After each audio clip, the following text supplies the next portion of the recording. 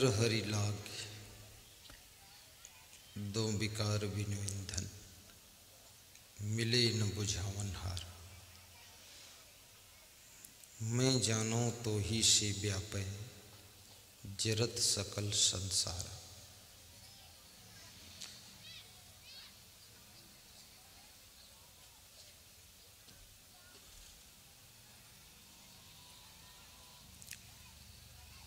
सदगुरु कबीर साहिब से किसी भक्त ने प्रश्न पूछा,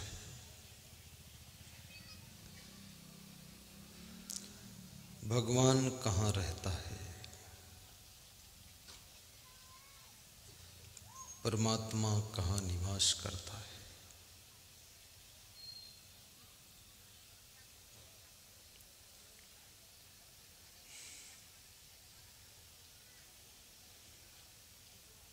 आत्मा क्या है? आत्मा किसे कहते हैं?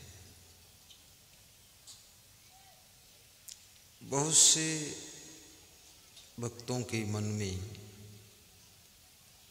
आत्मा परमात्मा के बारे में जानने की इच्छा होती है, उसके बारे में वो जानना चाहते हैं।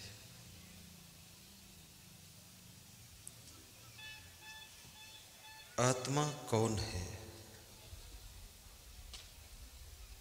संत कबीर कहते हैं,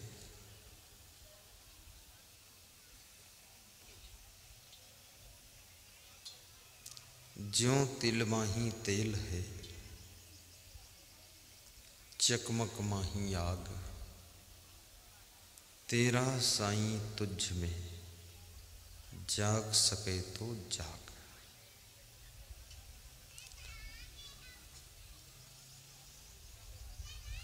जैसे तिल के अंदर तेल होता है, परंतु तिल को छूने से तेल अंगुली में लगता नहीं है, तिल के अंदर होता है। यदि तिल के अंदर तेल है नहीं तो स्पेलर कोल्हू में तिल को पेरने से तेल निकलता कहाँ से?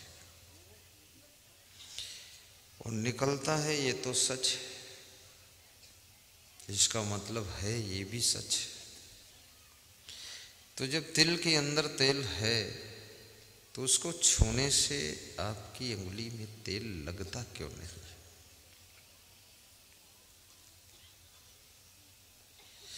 दूध के अंदर घी है, पर उंगली डाल करके दूध में ढूंढो तो मिलता नहीं है। और दूध के अंदर घी यदि है नहीं तो फिर दूध के अंदर से घी निकलता कैसे है? इसका मतलब है, और है तो दूध में उंगली डालकर ढूंढो तो मिलता क्यों नहीं है? उसकी एक क्रिया होती है, प्रक्रिया होती है। उस क्रिया और प्रक्रिया से गुजरने के बाद दूध से घी प्राप्त हो जाता है। ग्राम कौशलपुर के भक्त श्री मन्नूलाल यादव आज गुरु सेवा संत सेवा के लिए घी लाए थे। खड़े हो जाओ मन्नूलाल, ये मन्नूलाल। 3 किलो घी और टीवी चैनल की फीस देने के लिए 3000 रुपये दान किया। इसलिए दिया है, घी खाओ, बुद्धि बढ़ाओ, प्रवचन सुनाओ, टीवी चैनल की फीस दो, पूरी दुनिया का कल्याण हो जाए, इसलिए घी खिला रहे हैं। क्योंकि मैं अपने साथ गाय भैंस रख नहीं सकता, सिस्टम नहीं चल सकता है, 2-2 दिन गांव में रहता। बैठिए मन्नूलाल। तो किसी किसी भक्त को दया आ जाती है तो घी दे देता है, कोई गाय का घी देता है, कोई भैंस का देता है। गाय का घी और भैंस का घी दोनों ठीक है। भैंस का घी खाने से नींद अच्छी आती है।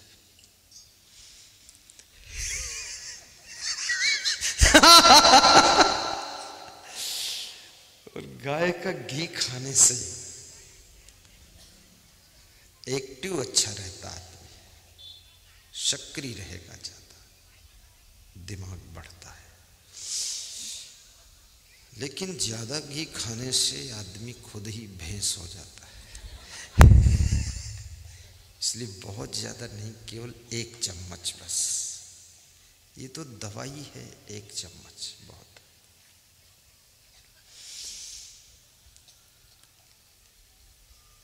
तो दूध में घी है पर आंखों से दिखता नहीं है। तिल में तेल है पर आंखों से दिखता नहीं, छूने से तेल हाथ में लगता नहीं। और पुष्प में सुगंध है पर आंखों से दिखती नहीं। लकड़ी में आग है, जंगल में जो आग लगती है तो एक पेड़ की डाल दूसरी पेड़ की डाल से रगड़ती है, रगड़ रगड़ कर वो आग पैदा हो जाती है। यदि उस लकड़ी में आग है नहीं तो पैदा कहां से हुई है? और है तो लकड़ी को छूने से हाथ जलता क्यों नहीं है? बड़ा तर्कपूर्ण विषय है, तत्व ज्ञान सुना रहा हूं। और गन्ने में गुड़ है, शक्कर है, पर गन्ने में गुड़ की भेली दिखती नहीं है। इसलिए जो बहुत बड़े नेता हैं, गुड़ की भेली देखकर वे सोचते हैं गन्ने का पेड़ आम के पेड़ जैसा बड़ा पेड़ होता होगा, तो गन्ने की भेली का इतना बड़ा फल उसमें लगता। उसको ज्ञान नहीं, बड़ा नेता है। बड़ा नेता का मतलब होता है जिसको ये छोटी छोटी चीज़ों का ज्ञान नहीं है, वो बहुत बड़ा नेता है। जिसको छोटी छोटी चीज़ों का ज्ञान है वो उतना बड़ा नेता नहीं। खाता तो शक्कर रोज है, ये ज्ञान नहीं, ये होती कैसे है? तो इसके लिए चाणक्य भी कहते हैं, पुष्पे गंधस तिले तैलम काष्ठे वहिनी पयोघृतम इच्छो गुणम देहे पश्चात माना विवेकता। जैसे पुष्प के अंदर गंध है, आंखों से नहीं दिख रही लेकिन सूंघने से पता चल जाती है। गंध विषय को जानने के लिए नासिका इंद्री है। अलग अलग विषयों का अलग अलग ज्ञान करने के लिए अलग अलग इंद्रियां हैं आपके पास में। जैसे कोई लोहा है, आग में उसे गर्म कर दिया गया है, लेकिन आंख से देख करके तुम नहीं समझ पाओगे गर्म है कि ठंडा है। नाक से सूंघ कर भी नहीं जान पाओगे, परंतु छूने से पता चलेगा कि ये गर्म है कि ठंडा है, कोमल है कि कठोर है। इसके लिए आपके पास में स्पर्श इंद्री है। स्पर्श इंद्री को त्वचा इंद्री कहते हैं। तुम्हारे शरीर के ऊपर कोई कीड़ा रेंग रहा है, तुमको तुरंत पता चल जाता है। पीठ पर रेंग रहा है, आंखों से नहीं दिखता है, तुम समझ जाते हो कोई रेंग रहा है। अब जहां रेंग रहा है वहां तुम हाथ चलाते हो, हाथ नहीं जाता है, तो किसी दूसरे से कहते हो कि मेरी पीठ पे देखो कुछ रेंग रहा है, तो उस कीड़े को हटाता है। यानी स्पर्श विषय का ज्ञान आपकी त्वचा इंद्री करती है और गंध विषय का ज्ञान घ्राणेंद्री करती है। घ्राणेंद्री का मतलब होता है नासिका इंद्री। इसको बायोलॉजी में घ्राणेंद्री कहते हैं। बायोलॉजिकल नेम इसका घ्राणेन्द्रिय है। रूप विषय का ज्ञान,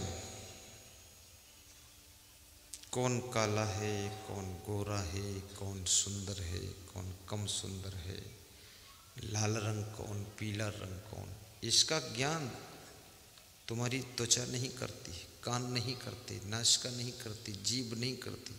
इसका ज्ञान नेत्रेंद्रिय करती है, आंखें करती है। आंखें देखती हैं, रूप रंग का ज्ञान वो बताती है। और जिसके आंखें नहीं हैं वो बहुत सौभाग्यशाली है, दुनिया के रूप रंग से उसको कोई मतलब ही नहीं। लेकिन जिसके आंखें नहीं हैं तो मत सोचना कि वो बड़ी शांति से रहता है। जिसके आंखें नहीं हैं उसको भी क्रोध आता है, बिना देखे क्रोध आता है। रूप को देखने की इंद्रिय आंख है,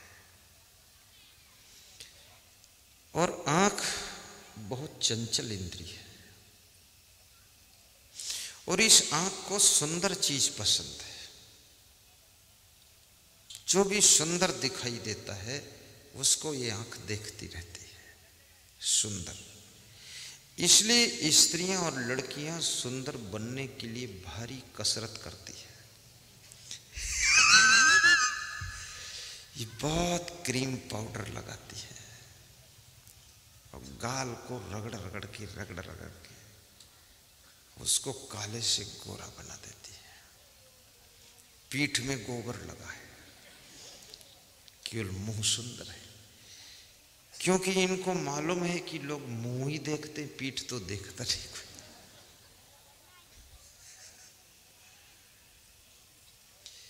इसलिए आजकल तो ब्यूटी पार्लर की दुकानें खुल गई है। ब्यूटी पार्लर बड़ा लंबा चौड़ा बिजनेस है ब्यूटी पार्लर का। सुंदरता, और इस आत्मा का स्वरूप भी सुंदर है। तुम्हारी आत्मा का स्वरूप कैसा है? सत्यम शिवम सुंदरम। तुम्हारी आत्मा का स्वरूप सत्य है। सत्य माने जो कभी मिटता नहीं, यथावत रहता है, सत्य। शिवम, शिव माने अविनाशी, जो कभी मरता नहीं है। और सुंदरम माने सुंदर। इसलिए तुम्हें हर चीज सुंदर हो वो अच्छी लगती है, क्योंकि आत्मा का स्वरूप ही सुंदर है। और तुम्हें सब चीज अविनाशी होना चाहिए, ऐसा पसंद है। जिससे तुम प्रेम करते हो, तुम्हारे मन में इच्छा होती है ये सदैव रहे, इसकी मृत्यु कभी ना हो। इसलिए चिरंजीवी होने का आशीर्वाद दिया जाता है कि चिरंजीवी भव, आयुष्मान भव, सौभाग्यवती भव, सुहागवती भव। और आजकल के स्त्री पुरुषों को तो आशीर्वाद भी देना नहीं आता है। अब वो भव भव क्या करे, भव हाव आता ही नहीं है। आशीर्वाद कैसे दिया जाए? किसी को आशीर्वाद दो, कीर्तिवान भव, मतलब कीर्तिवान बनो। यशस्वी भव, यशस्वी बनो। तपस्वी भव, तेजस्वी भव, ओजस्वी भव। चिरंजीवी भव, यानी लंबी उम्र को प्राप्त हो। सौभाग्यवती भव, यानी तुम्हारा पति तुम्हारे जीवन भर जीवित रहे, विधवा न हो तुम, यह आशीर्वाद है। बुद्धिमान भव, चरित्रवान भव, कीर्तिमान भव, गुणवान भव। बहुत कम लोग ये आशीर्वाद देते हैं कि गुणवान भव, कि गुणवान बनो। उत्तर प्रदेश में नेपाल बॉर्डर पर होली और दिवाली के पर्व के दिन वहाँ नियम है, गांव का नियम है कि सभी बच्चे सभी के घर में जाकर पैर छूते हैं, माताओं बहनों के, बड़ों के पैर छूते हैं। और मैं भी नेपाल सीमा का जन्म मेरा है, मैं भी पैर छूने जाता था। बचपन था, जो सिखाया जाता था करते थे। तो जब पैर छूने जाते थे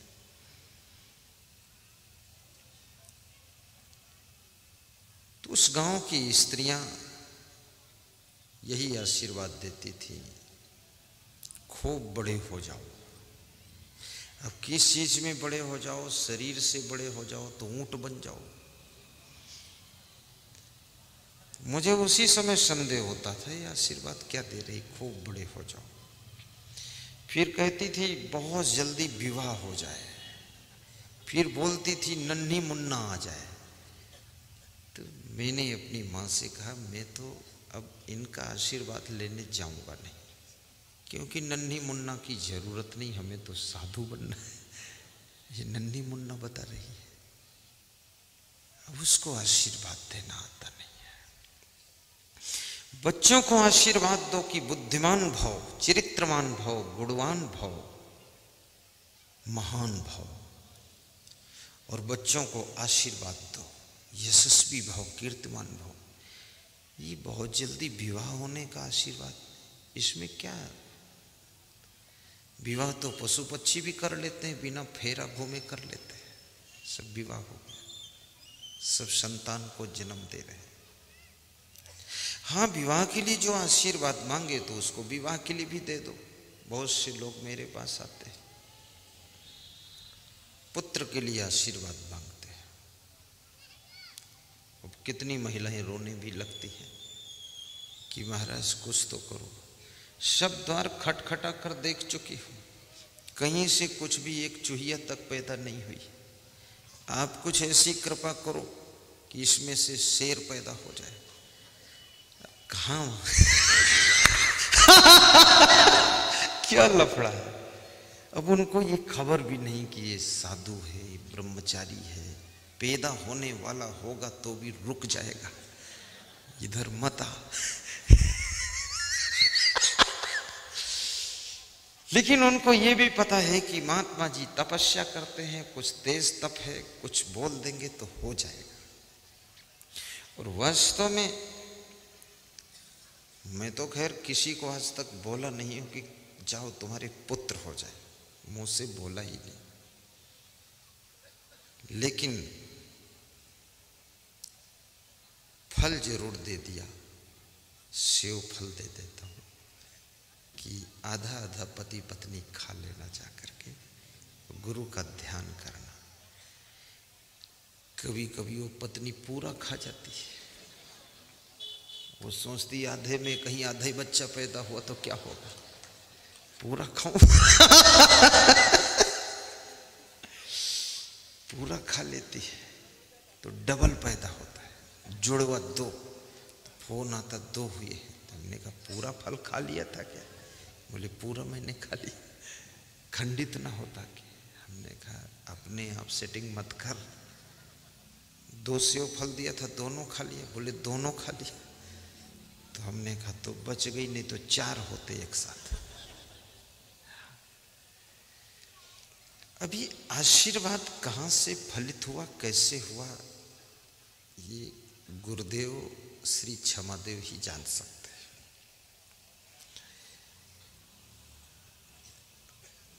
मेरा प्रवचन चल रहा था रतलाम जिले में, मध्य प्रदेश में। जयंती भाई पाटीदार इंदौर से सत्संग सुनने आए और उन्होंने कहा कि बेटी का विवाह नहीं हो रहा, 2-3 साल से परेशान हैं हम। तो हमने कहा गुलाब का फूल ले आओ और चरण में छुआ कर स्पर्श करके ले जाओ, बेटी के मस्तक में छुआ देना और घर के पूजा मंदिर में रख देना, काम हो जाएगा आपका। तो गुलाब का फूल वहाँ मिला ही नहीं।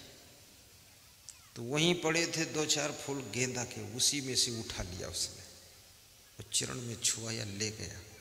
दूसरे दिन शाम को फोन आया कि शादी तय हो गई है, काम फाइनल हो रहा है। तो हमने कहा मैं तो गुलाब का बताया था, तो गेंदा का ले गया। बोले फूल तो फूल है, न गुलाब में कोई ताकत है न गेंदा में, आपके चरणों की धूल में ताकत है। मैं नाम इसलिए बता दिया हूं, कभी पता भी लगा सकते हैं आप। जयंती भाई पाटीदार, खजराना इंदौर, खड़े गणेश के पास, गणेश जी के मंदिर के पास। वास्तव में जो तपस्वी तेजस्वी संत होते हैं वे मुंह से कुछ न बोले और श्रद्धा से उनको आपने हाथ जोड़कर नमन किया है। मैं तुम्हारा सिस्टम तो नहीं जानता, मैं अपना जानता हूं। मुझे जब जब कोई आशीर्वाद की जरूरत पड़ती है तो पूज्य श्री क्षमादेव जी को याद करता हूं, अपने गुरु को, और मुझे वो चीज़ प्राप्त हो जाती है और सफलता मिल जाती है और कभी कोई फीलिंग नहीं आती। क्षमादेव की कृपा, उनका आशीर्वाद, आशीर्वाद आज भी है और श्राप भी है, लेकिन आशीर्वाद देने वाला साधना और तपस्या में पूर्ण होना चाहिए। श्राप देने से तपस्या का प्रभाव क्षीण हो जाता है। इसलिए जो बहुत बड़े विवेकवान संत होते हैं किसी को श्राप नहीं देते। श्राप देने से उस संत का भी तेज तप क्षीण होता है, कमजोर हो जाता है। मैं निवेदन करूंगा किसी को श्राप नहीं देना चाहिए। देना है तो आशीर्वाद दो, और आशीर्वाद देने से आपके अंदर तेज बढ़ेगा, और इतना तेज बढ़ेगा कि फिर जिसको भी तुम मन से सोच लोगे इसका भला हो, तो उसका भला हो जाएगा। ये साधारण नहीं, भला होता है।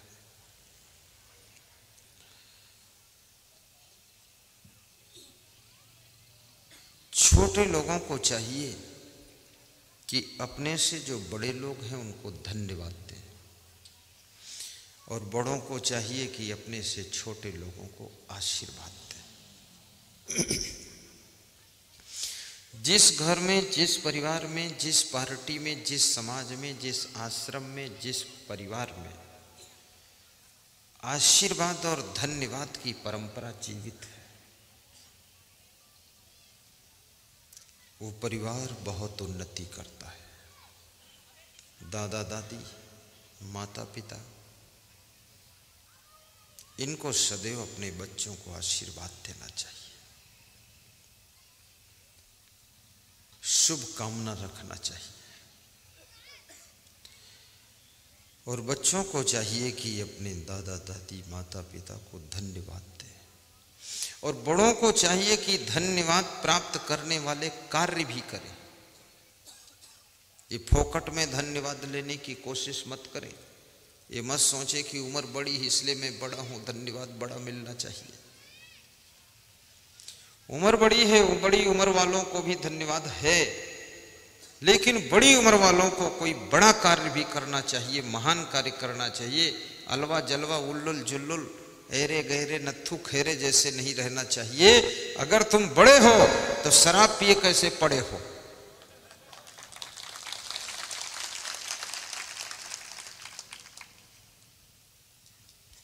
अपनी महानता को मत खोइए। आपकी महिमा, आपका गौरव, आपकी शान शौकत, आपका मान सम्मान आपके सत्कर्मों से, आपकी सुंदर स्वभाव से, आपके शाकाहारी खान पान से, व्यसन मुक्त जीवन से जन्म लेता है। जीवन को व्यसन मुक्त बनाओ, और जो भी तुम्हारे पूर्वजों से धन संपदा तुमको प्राप्त हुई है वो तुम्हारी नहीं है, वो तुम्हारे जीवन यापन करने के लिए, वो तुम्हारे पूर्वजों ने उनको दिया था और वहां से वो परंपरा चलती आ रही है कि पूर्वजों ने तुमको दिया है। अब थोड़े दिन के बाद तुम पूर्वज बनोगे तो तुम आने वाली पीढ़ी को वो संपदा, वो जमीन, वो धन, वो मकान, वो वैभव दे करके जाओ। वो बेच बेच कर दारू पीने के लिए नहीं है, बेच बेच कर जुआ खेलने के लिए नहीं है, बेच बेच कर अफीम खाने के लिए नहीं है, बेश्यालय जाने के लिए नहीं है। वो धन संपदा तुम्हारे पूर्वजों के द्वारा तुमको मिली है, आने वाली पीढ़ी को आप देकर जाइए, तभी उनके ऋण से आप ऋण हो सकोगे।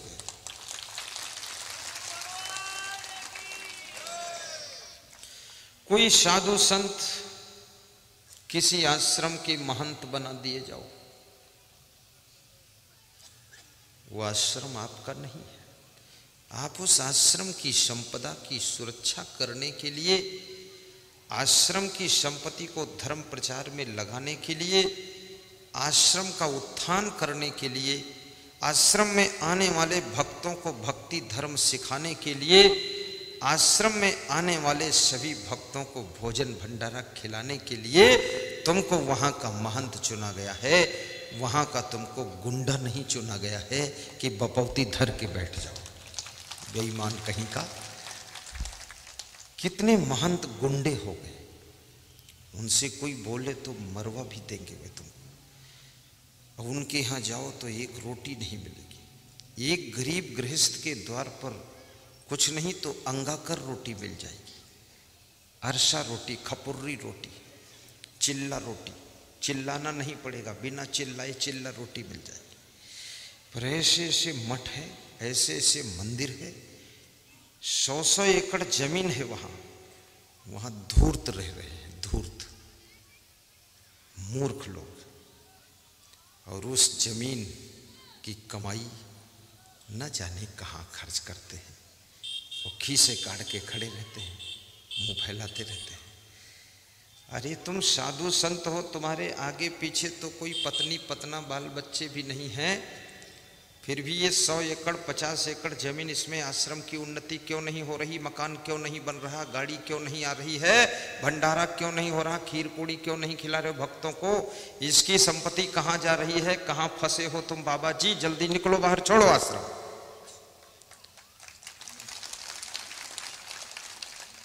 मैं तो बहुत डपट भी लगाता हूं बेईमानों को।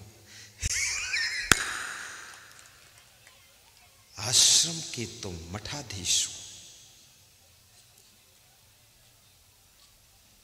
कोई साधु के पास जमीन जगह नहीं है, सब भक्तों ने दान दिया है। और भक्तों के दान से जो आश्रम बना है किसी एक महंत का नहीं है, किसी एक साधु का नहीं, वो सभी साधु संतों की सेवा के लिए है, बूढ़ी लूली लंगड़ी गायों की सेवा के लिए है। वहां आने वाले जो यात्रीगण हैं उनके लिए वहां धर्मशाला बनाइए, उदारता पूर्वक उनको खिलाइए पिलाइए, सबको शांति मिले, सुख मिले। ये कंजूस ऐसे बैठा है जैसे सांप जलेबी नुमा बैठा है, किसी को टच करने नहीं दे रहा। खुले हृदय से, खुले हाथों से। और जिस आश्रम में, जिस मठ में भक्तों का आना जाना बंद हो जाएगा वो आश्रम का उजाड़ हो जाएगा। और जिस गृहस्थ के घर में साधु सत्संग, साधु महात्मा का बंद हो जाएगा, कोई सत्संग नहीं सुनेगा, जिस घर में गृहस्थ के यहां अतिथि का सत्कार बंद हो जाएगा, और जिस गृहस्थ के घर में माता पिता का आदर खत्म हो जाएगा वो घर भी उजाड़ हो जाएगा, बर्बाद हो जाएगा। इसलिए गृहस्थ के द्वार पर अतिथि का सत्कार होना चाहिए और गृहस्थ को अपनी कमाई से कुछ बचाकर धर्म प्रचार में लगाना चाहिए। आज प्रेम नारायण सिन्हा से और उनकी पत्नी दीपा सिन्हा से मैंने पूछा कि तुम्हारे पास क्या है जो ये प्रोग्राम कर रहे हो। बोले कुछ नहीं है गुरुदेव, किराए के मकान में रहता हूँ, एक छोटा मकान लिया हूँ, जिसमें पिताजी रहते हैं और थोड़ा सा ट्रांसपोर्ट का बिजनेस है गाड़ियों का, उसी से जो आता है थोड़ा बचाता हूँ और आप जैसे संत को बुलाकर सत्संग समागम करा देता हूँ। तो मैंने कहा ये भटभेरा में क्यों करवाया? मैंने उनसे पूछा भटभेरा में क्यों करवाया, यहाँ क्या बात है? बोले ये मेरे मामा गांव है। तो हमने कहा मामा गांव को क्यों चुना? बोले मेरे लिए मेरे मामा ने ही सब कुछ किया है, मुझे पढ़ाया लिखाया है, मेरा शादी विवाह भी किया है और मेरे मामा मेरे लिए सब कुछ है। इसलिए मेरे मन में तमन्ना थी आप जैसे संत पुरुष को बुलाकर मामा गांव में प्रवचन करा। उनके जितने मामा नाना हैं सब उठकर खड़े हो जाएं, देख लूं कितने मामा हैं। मामी भी खड़ी हो जाए।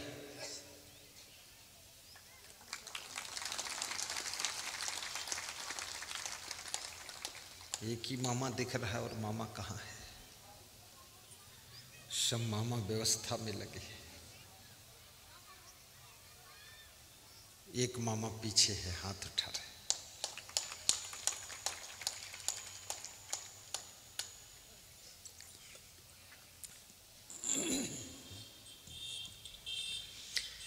ऐसा भांजा सभी को नहीं मिलता है और ये धन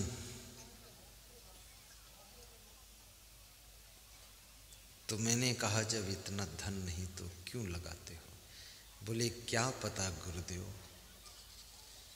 आने वाली पीढ़ी अगर मैं कमा कमा कर बचा बचा कर रखूं, वो न जाने कहाँ कहाँ खर्च करे उड़ाए, इसलिए हम थोड़ा धर्म में लगा देते। और सत्संग कराना ये सबसे बड़ा धर्म का कार्य है, बहुत बड़ा।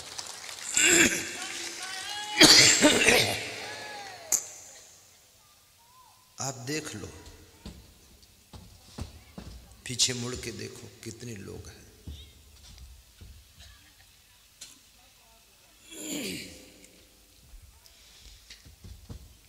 कम से कम आज 4 से 5 हजार लोग हैं। ये 4,000 5,000 लोग, इनको इनके धर्म की याद दिलाएगा ये सत्संग कि मेरा क्या धर्म है, मेरा क्या कर्तव्य है, व्हाट इज माई ड्यूटी, हमारी जिंदगी का अर्थ क्या है। ये सत्संग पत्नियों को याद दिलाएगा कि पत्नी का धर्म क्या है, पति को याद दिलाएगा कि पति का धर्म क्या है, सबको याद दिलाएगा कि पिता का धर्म, माँ का धर्म, बहन का धर्म, भाभी का धर्म, भाई का धर्म, भांजे का धर्म, मानव धर्म, हिंदू धर्म, मेरा धर्म क्या है। आज हम जिस धर्म कर्म को भूल चुके हैं और धर्म कर्म के नाम पर हम अंधविश्वास, आडंबर, प्रोपोगेंडा और दुनिया भर का नाटक करते रहते हैं। सच्ची भक्ति क्या है इसको भी तुम भूल चुके हो और हमारा धर्म क्या है। इस तरह के सत्संग समागम सच्चे धर्म की याद दिला देते हैं। साधु का धर्म क्या है, इसलिए साधु को भी बहुत भाव से सत्संग सुनना चाहिए। ये साधु, ये साधारण चीज नहीं, साधु। साधु का धर्म, गृहस्थ का धर्म। आज वृक्षों ने अपना धर्म नहीं छोड़ा है, सूरज चांद ने अपना धर्म नहीं छोड़ा। सूरज टाइम टू टाइम आकर के उदित होकर के पूरे जगत को रोशनी देता है। चंद्रमा भी निर्धारित टाइम से प्रकट होता दर्शन देता है, रात्रि में शीतल प्रकाश देता है। फूलों ने अपना धर्म नहीं छोड़ा। कांटों में भी फूल खिल जाते हैं, जंगलों में खिल जाते हैं, बाड़ी में खिल जाते, गमले में खिल जाते और खुशबू सौंदर्य देते। लेकिन शायद इंसान ने अपना धर्म छोड़ दिया है और धर्म छोड़ने के कारण ही इंसान इतना परेशान है। और धर्म ही तुम्हारा अंतिम मित्र है। नीतिकार कहता है विद्या मित्रम प्रवासेषु। प्रवास काल में, विदेश की यात्रा में, परदेश में तुम्हारा मित्र विद्या है। जो तुम में हुनर है, कला है, वो मित्र है। भार्या मित्रम गृहेश्चा।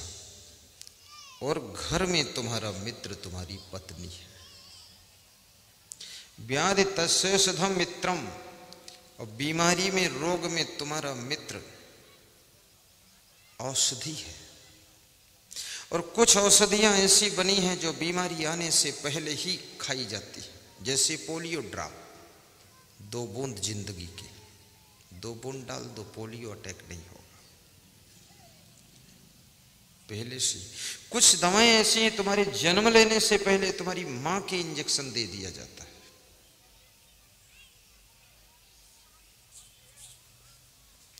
और मां को इंजेक्शन देते हैं, बीमारी बच्चे में नहीं आती है। बड़ा रिसर्च हो रहा है विज्ञान का, चिकित्सा विज्ञान बहुत आगे जा रहा है। अभी यहां श्री च्यवन आयुर्वेद की दुकान पर एक दवा ऐसी आई है जिसका नाम है लाइफ गार्ड एडवांस। मैं एक बोतल लिया उसका। एडवांस लकवा attack, BP, sugar, heart attack और शरीर में होने वाली किसी प्रकार की बीमारी को एडवांस कंट्रोल करने का वो बोतल है। थोड़ा महंगा तो जरूर है, लेकिन एडवांस कंट्रोल करता है। उसका नाम ही है लाइफ गार्ड एडवांस। मेरे को 1 वर्ष पहले किसी ने दिया था, तो उसको पिया तो बड़ा खराब लगा, तो मैं झंझट में कौन पड़े। फिर कुछ लोगों ने प्रशंसा किया, प्रयागराज के लोगों ने, यूपी में, कि बहुत अच्छी चीज़ है। तो इस साल पिया थोड़ा, तो पीने में तो खराब लगती है, मन नहीं होता पीने का, पर हिम्मत करके पी लिया।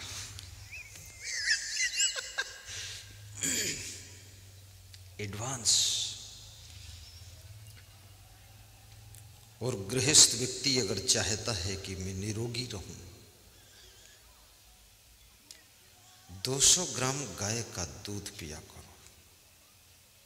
अपनी गाय का, दूसरे की गाय का नहीं। क्योंकि दूसरे की गाय के दूध में दूसरा दूध भी मिक्स हो सकता है, नकली दूध भी मिक्स हो सकता है, या बहुत ईमानदार आदमी हो। और यदि तुम चाहते हो कि सेहत बढ़े तो भैंस का दूध पिया करो, 250 ग्राम। दूध संपूर्ण आहार है, दौड़ना संपूर्ण व्यायाम है, हंसना संपूर्ण चिंता को दूर करने का उपाय है। इसलिए हंसा भी करो और थोड़ा जोर से हंसा करो। ये बंदर जैसे थोड़े दांत निकाल कर दिखाने से काम नहीं चलेगा, थोड़ा हा हा हा करना पड़ेगा जोर से। अपने खेत में बैठकर हंसो, दुकान में हंसो, घर में हंसो। और यदि पति पत्नी दोनों साथ में हंसो तो फिर घर में स्वर्ग उतर जाएगा। क्या बात है, पति पत्नी।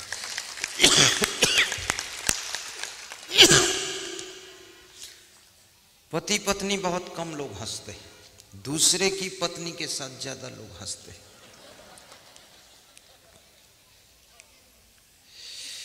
स्त्रियां भी दूसरे के पति के साथ बहुत हंसती है, ऐसे हंसती मुस्कुराती है जैसे लगता है इंद्रलोक की इंद्र परी आई हुई। अपने पति के साथ भी हंसा करो, अपनी पत्नी के साथ हंसो, अपने बाप के साथ हंसो। हंसना कृष्ण का स्वभाव था, मुस्कुराना राम का स्वभाव था, ध्यान में रहना महात्मा बुद्ध का स्वभाव था, शांत रहना स्वामी महावीर भगवान का स्वभाव था, सेवा करना दया करना गुरु नानक देव का स्वभाव था। इसलिए गुरुद्वारों में बहुत सेवा होती है। किसी पंजाबी को किसी सिख को तुमने भीख मांगते नहीं देखा होगा। भीख मांगने के लिए केवल हिंदू को देखा होगा और मुसलमान को देखा होगा। मुसलमान तो 90% भिखमंगा है और 10-20% तो हिंदू भी भिखमंगा है। क्यों भीख मांगते हैं? जो कौम जो जाति दान नहीं करता है, सेवा नहीं करता है, भंडारा नहीं करता है, वो भीख मांगने के लिए उसकी स्थिति पैदा हो जाती है।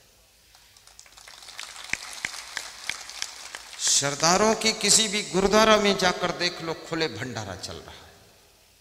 सब्जी दाल चावल रोटी खीर हलवा चल रहा है। हलवा तो गुरुद्वारों में निरंतर बंटता ही रहता है। तुम किसी मंदिर में चले जाओ, हलवा मिलेगा। इलायची दाना मिल जाए वही बहुत है, पुजारी ही मिल जाए वही बहुत है। पुजारी सोता मिलेगा कहीं। कई मंदिरों में मैं गया तो पुजारी ही नहीं मिला। मंदिर बड़ा भगवान बड़ा, पुजारी गायब। पुजारी को ढूंढवाया, कहाँ है? मैंने कहा यहाँ क्यों नहीं बैठता? बोले यहाँ कुछ मिलता ही नहीं। तो हमने कहा तू भी तो नहीं मिलता है? बोले ना मैं मिलता हूँ ना मुझे कुछ मिलता है, यहाँ मिलने का काम खत्म है। बैठे बैठे वो बचाता हूँ, सब्जी भर के पैसे नहीं आते शाम तक। तो मैंने कहा कहाँ चले जाते हो? बोले पड़ोस में घर है वहाँ काम करता हूँ, एक भैंस है उसको खिलाता हूँ। तो हमने कहा पुजारियों की भी दुर्दशा हो गई। बड़े चालाक लोग हैं, मंदिर में जाते हैं 10 रुपया भी दान नहीं देना चाहते। अब ये कंजूस और लालची लोग भिखमंगे नहीं बनेंगे और क्या बनेंगे? कोई सरदार जब गुरुद्वारा में जाता है तो सबसे पहले दान पेटी सामने रखी रहती है। उसमें भले वो 10 रुपये डाले या 100 रुपये डाले, पर दान डाल के प्रणाम करके तब बैठकर सत्संग सुनता। मेरे यहाँ बहुत सरदार है, मैं उनके गुरुद्वारों में प्रवचन करने जाता हूँ तो मुझे भी वैसा ही करना पड़ता। वहाँ प्रणाम करो, फिर दान डालो, फिर प्रवचन करो। तो मैं सीखा हूँ वहाँ। दारिद्र्य नाशनम दानम, दान करने से दरिद्र का नाश होता है। मैं दिल्ली में जाता हूँ, लखनऊ जाता हूँ, रायपुर राजधानी जाता हूँ, और जितने भिखमंगे हैं वे राजधानियों में इकट्ठे हुए हैं, तीर्थों पर इकट्ठे हुए, मंदिरों के पास इकट्ठे। काठमांडू पशुपतिनाथ मंदिर में गया तो मैंने देखा वहाँ 500 भिखमंगे बैठे और 500-600 कोढ़ी भी बैठे और भजन भी गा रहे हैं कि हे शंकर भगवान, अंधन को आंख देत कोढ़िन को काया और बांझिन को पुत्र देत और निर्धन को माया, पर मैंने तो कुछ नहीं पाया, बैठा हूं। ऐसा गीत गा रहे हो। अब मंदिर के गेट पर इन कोढ़ियों को देख करके, इन भिखमंगों को देख करके भला तुम्हारी क्या दशा होगी? तुम भी गए हो आशीर्वाद लेने और ये भिखमंगे 20 साल से बैठे हैं, ये अंधे और कोढ़ी वहीं लाइन लगाए बैठे हैं। इनको ना आंख मिली, ना सुंदर काया मिली, ना धन मिला, ना माया मिली। तो तुम्हारा भी श्रद्धा टूट जाता है कि यहाँ मिलने वाला तो कुछ नहीं, निकल लो बाहर यहाँ से। ये कहाँ इतनी भीड़। कोढ़ियों को तो कुष्ठ आश्रम में जाना चाहिए, अंधों को अंधे आश्रम में जाना चाहिए। वहां मंदिर में क्या भीड़ लगा रखी फालतू। भीख क्यों मांगते हो? अभी मैं लखनऊ से गुजर रहा था तो एक गाड़ी में बैठा था मैं, तो उस गाड़ी में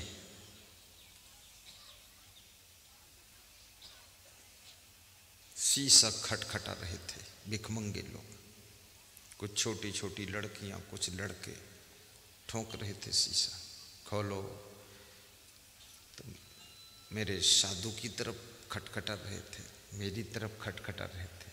अब वो 10-12 भिखमंगे इकट्ठे हुए और लखनऊ में जाम लगी, गाड़ी खड़ी है, भिखमंगे भी उसी में खींचा खींची।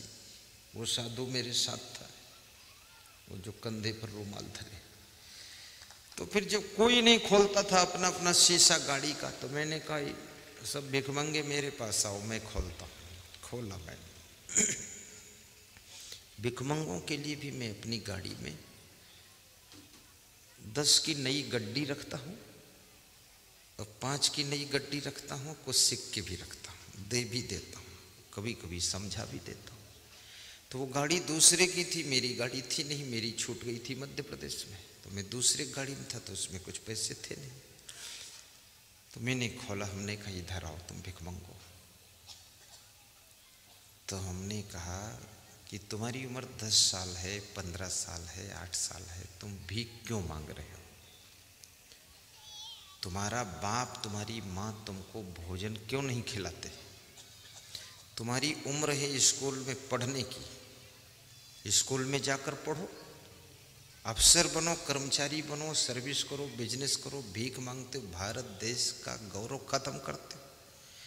यदि यहाँ विदेशी लोग आएंगे, देखेंगे, इंडिया विजिट करेंगे, तो यही बताएंगे कि वहाँ भिखमंगे हैं सब हिंदुस्तान में, उनकी गाड़ी का शीशा पीटते। अब मेरी गाड़ी का शीशा तुम क्यों पीट रहे हो? हाथ से खुट कर रहे हो और मुंह फैला रहे हो, है दे दे पैसा, हाय रे, ये से हे भे क्यों करते हो? चल जाओ अपने बाप को पीटो कस के, शीशा मत पीटो। पैदा क्यों किया है नालायक, धूर्त, दारू पीता है, तुमको भोजन नहीं खिला सकता, भीख मंगवाता है, दिन भर तुम्हारी जिंदगी बर्बाद किया। तो वही सब भौचक के रह गए। हमने कहा आज रात में इसको गिरा कर मारो, दुष्ट को।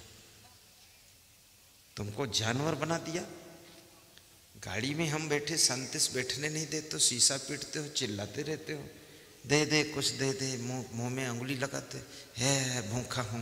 भस्मासुर है तू, भूखा है। तो वे सब अचकचा गए, ऐसा कोई समझाया नहीं था उनको। फिर मेरी गाड़ी से जब आगे बढ़े तो धीरे चाल में जा रहे थे, सोचते हुए कि बात तो संत ने सही बताई है। धन कमा तो इतना कमा कि धन कमाने की तू हद कर दे। यदि पीढ़ी दर पीढ़ी से घर में गरीबी है तो उस गरीबी को भी रद्द कर दे, गरीबी को भी रद्द कर दे।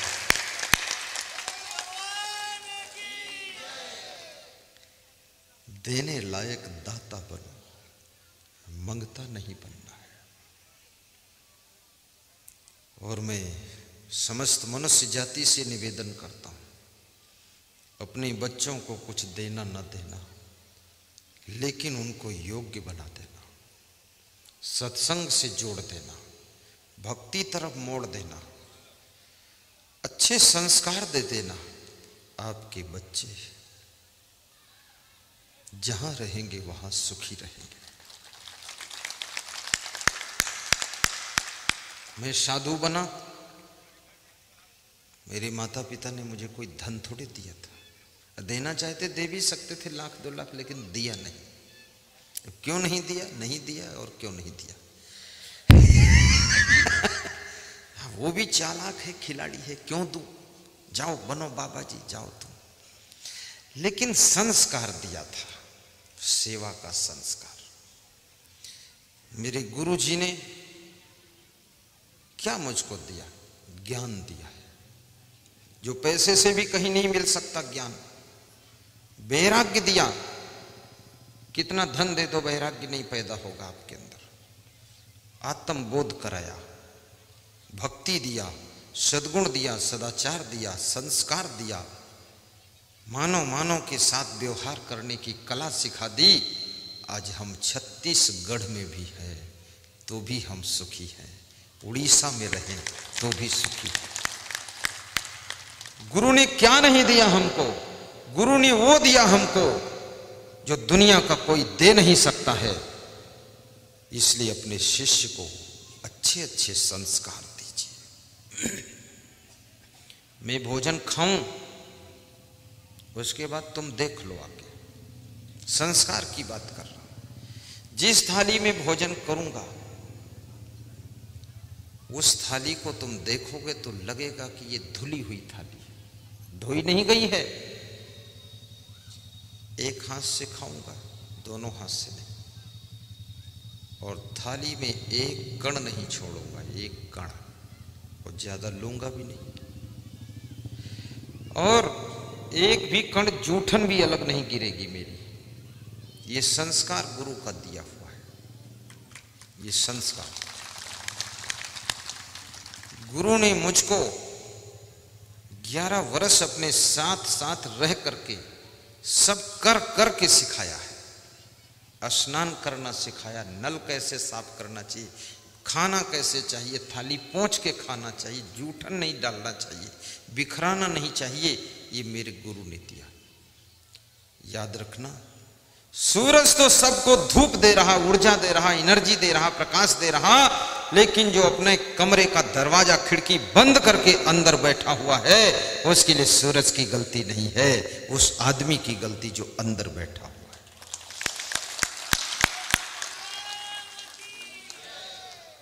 गुरु तो सूर्य के समान है, वो सभी शिष्यों को वही ज्ञान देता है। लेकिन जो अपने अभिमान के कपाट लगा करके अंदर बैठा हुआ है, सीखना नहीं चाहता है, संस्कार ग्रहण नहीं करना चाहता है, याद रखना, रजाई को पानी में डाल दो, 1 मिनट वो भीग जाती है, लेकिन पत्थर को 100 साल डाल दो पानी में और फिर निकालो, उस पर हथौड़ी मारो तो अंदर से सूखा ही निकलता है।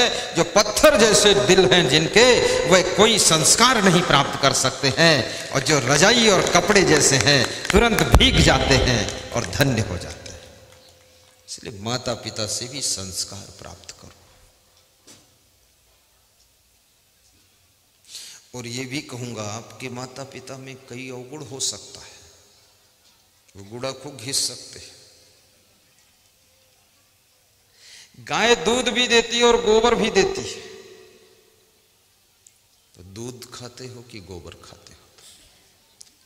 तो हमारे बाप में जो अवगुण है वो समझो गोबर है, और जो गुण है वो समझ लो दूध है।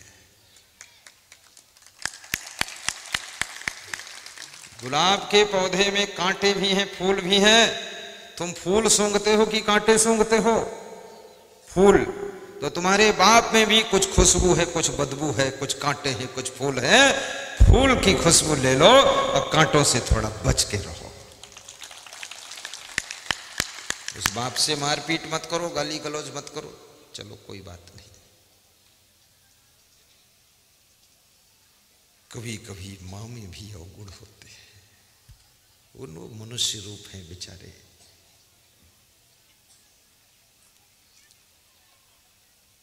साहिब बंदगी बोलो।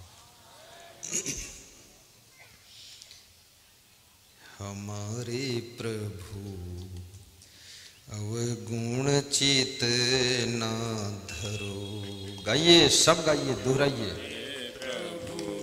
अवगुण चित ना धरो, हमारे प्रभु अवगुण चित ना धरो, हमारे प्रभु अवगुण चित ना धरो। एक नदिया एक नारे कहावे, एक नदिया एक नारे कहावे, मैलो नीरे भरो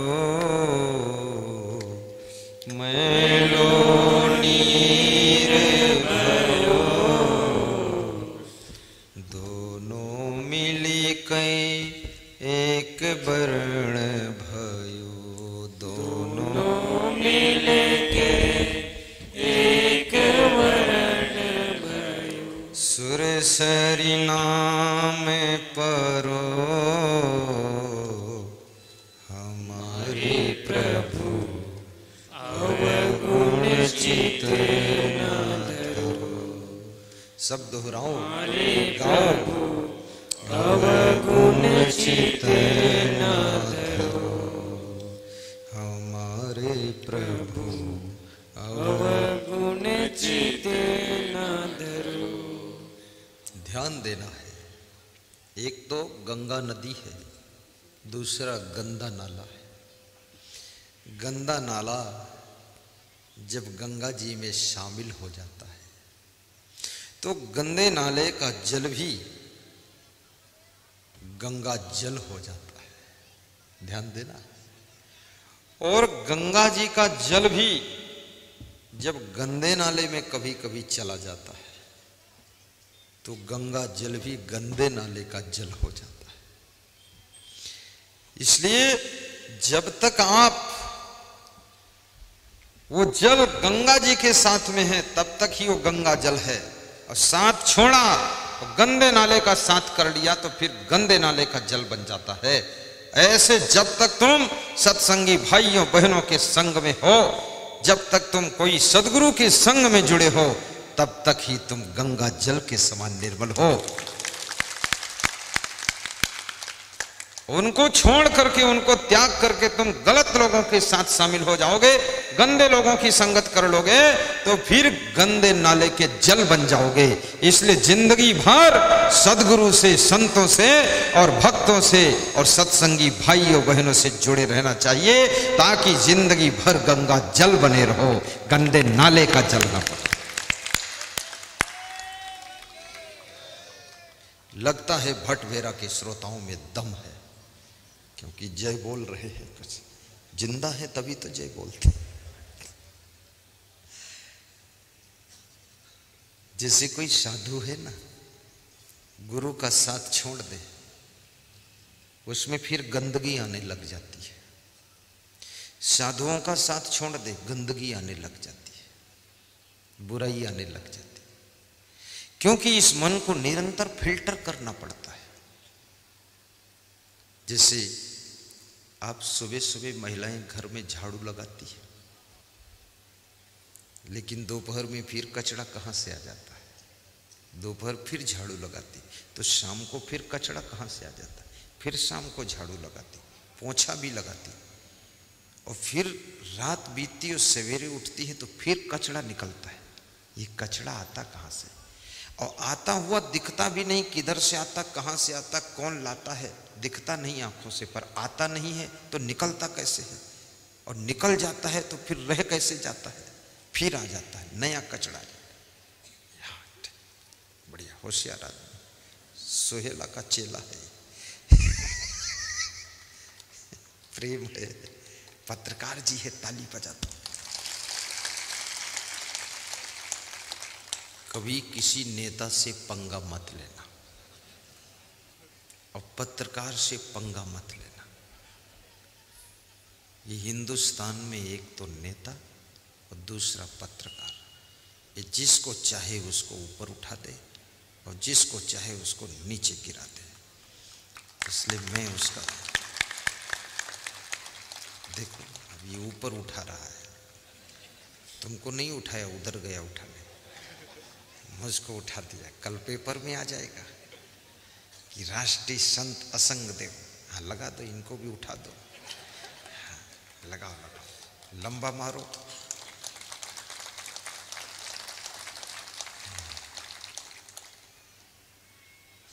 ठीक नहीं, चेला ही है, कोई बात नहीं, साहिब बंदे अच्छे। पत्रकार के अंदर भी बहुत प्रेम होता है। पत्रकार कोई खराब नहीं, अच्छे लोग होते।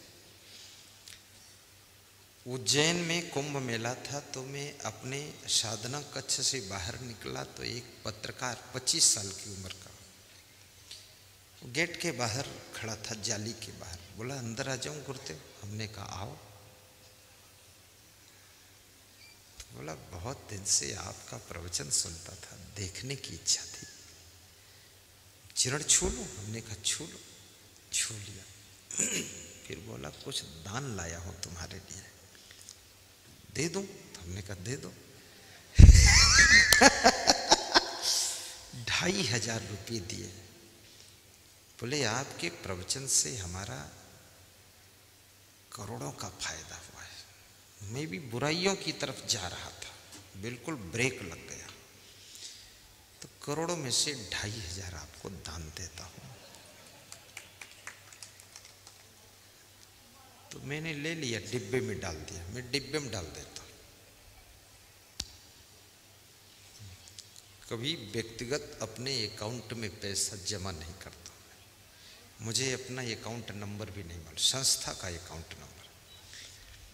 और ईमानदारी इतनी है कि भगवान भी अगर कहे आकर कि 2 रुपया दे दो, तो पूछूंगा किस लिए दे दूं।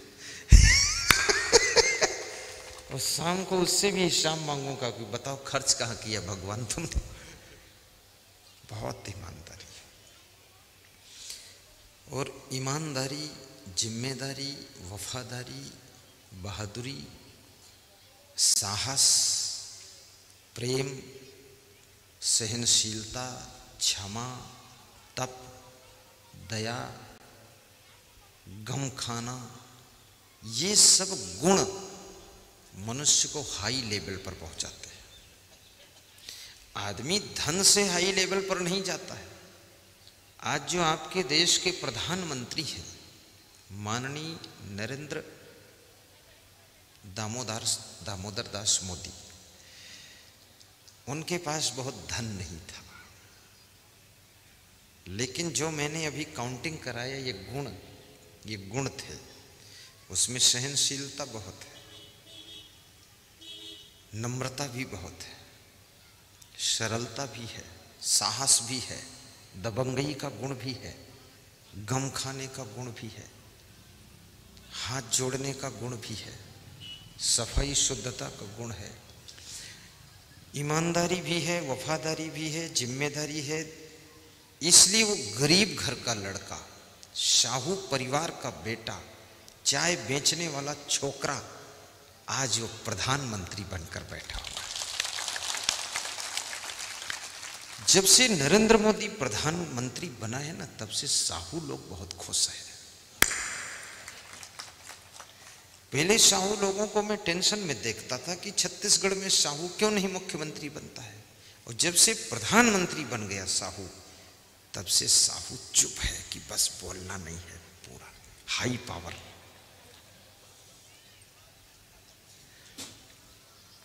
लेकिन बात यहां साहू की नहीं है, ये तो हंसने के लिए कहा। वह केवल साहू समाज के प्रधानमंत्री नहीं है, सभी समाज के प्रधानमंत्री, साधु समाज के भी प्रधानमंत्री हैं।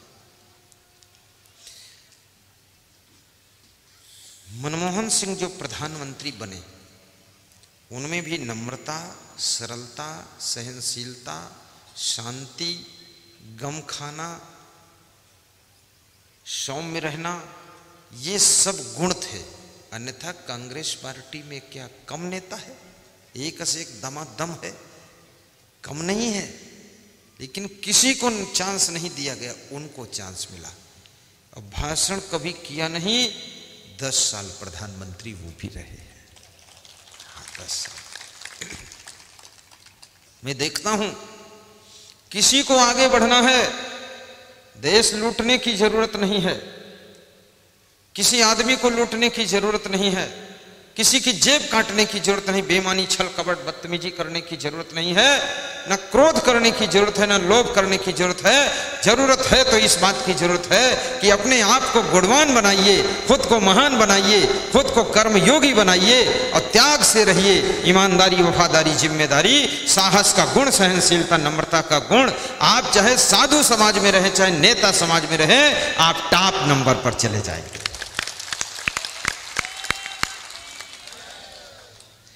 ये सीनियर जूनियर भी कुछ नहीं कर पाएगा। मैं जिस आश्रम में आया था, वहां बहुत सीनियर बैठे थे, आते ही सब जूनियर हो गए, हम सीनियर बन गए। क्यों? आलसी को कौन आगे बढ़ाएगा? आलसी 2 लीटर दूध सुबह पीता है और 2.5 लीटर रात में पीता है। फिर पड़वा की तरह लेटा है, ओ करता है। उसको कौन गुरु महंत बनाएगा? अरे तू साधु है कि पड़वा है?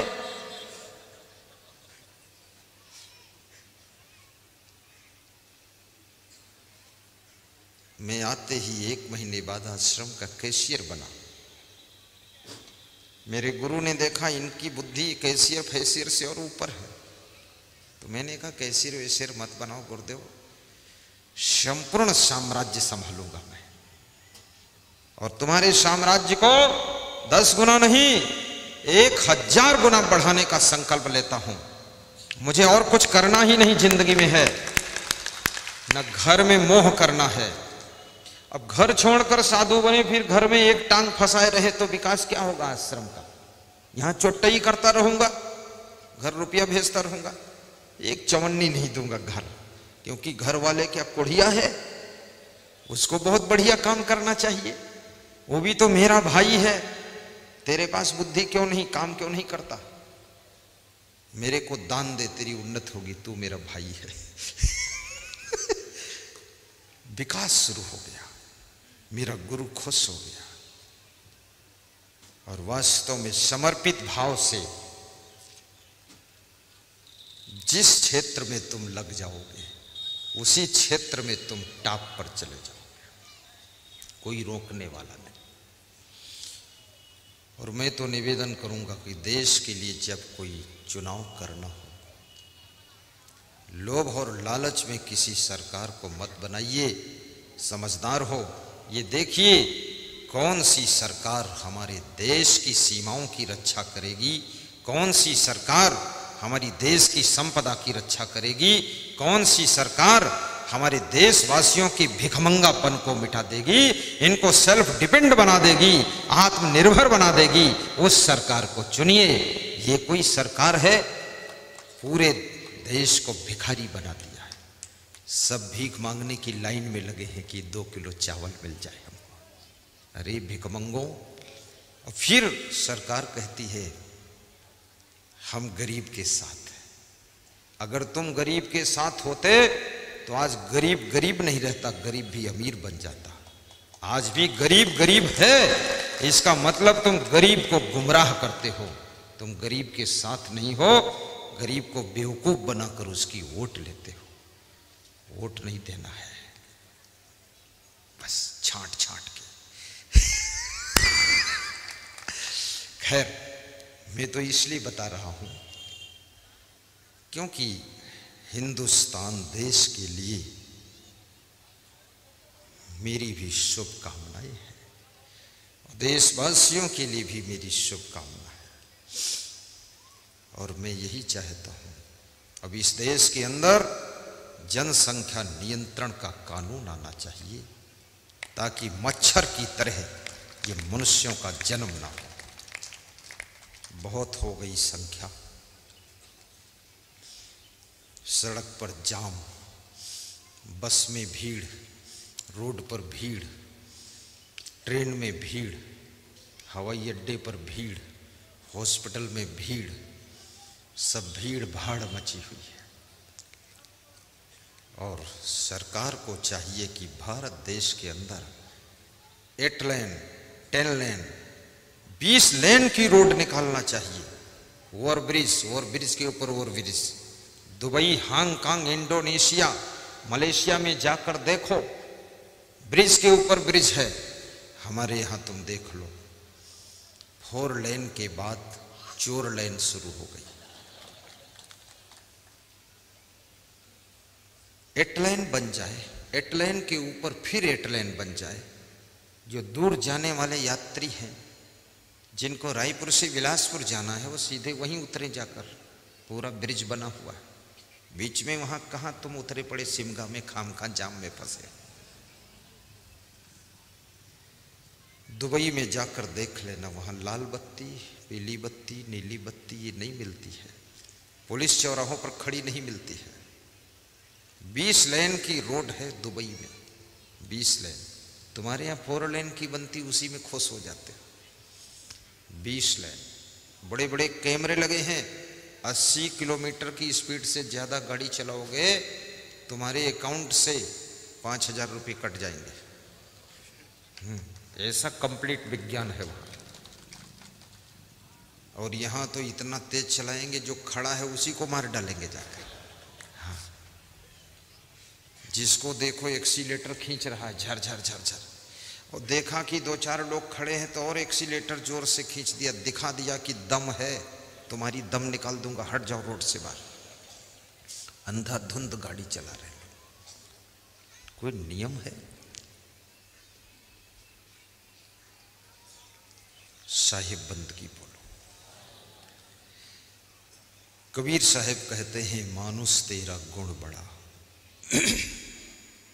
मानस ना वे काज। हे मानो तेरे गुणों के कारण तू बड़ा है। तेरा मांस, तेरी हड्डियां, तेरी त्वचा ये काम नहीं आती है, लेकिन तेरे अंदर जो गुण हैं उन गुणों के कारण ही तू संसार को स्वर्ग बनाता है। मृदुवाणी सुंदर स्वभाव, गाइए, धैर्य रखिए, धैर्य से बैठना, कोई घबराना मत, उठना भी मत, नहीं घुटना में दर्द होगा। मृदुवाणी सुंदर स्वभाव, सभी सुखों की खान है। प्रेम की गंगा बहे जहाँ पर वह घर स्वर्ग समान है।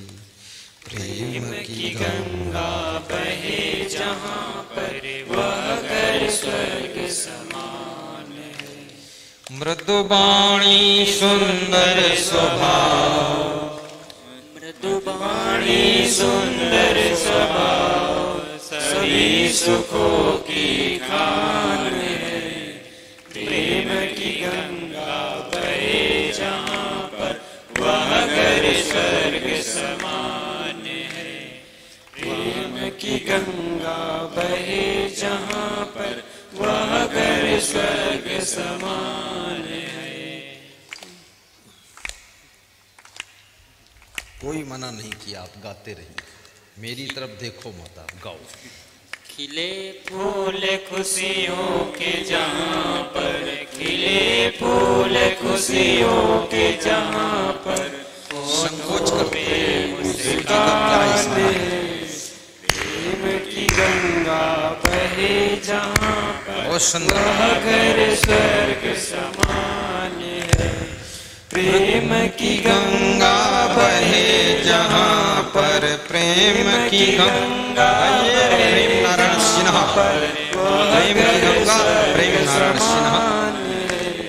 वह घर स्वर्ग समान है, वह घर स्वर्ग समान है। बोलिए सदगुरु भगवान की जय।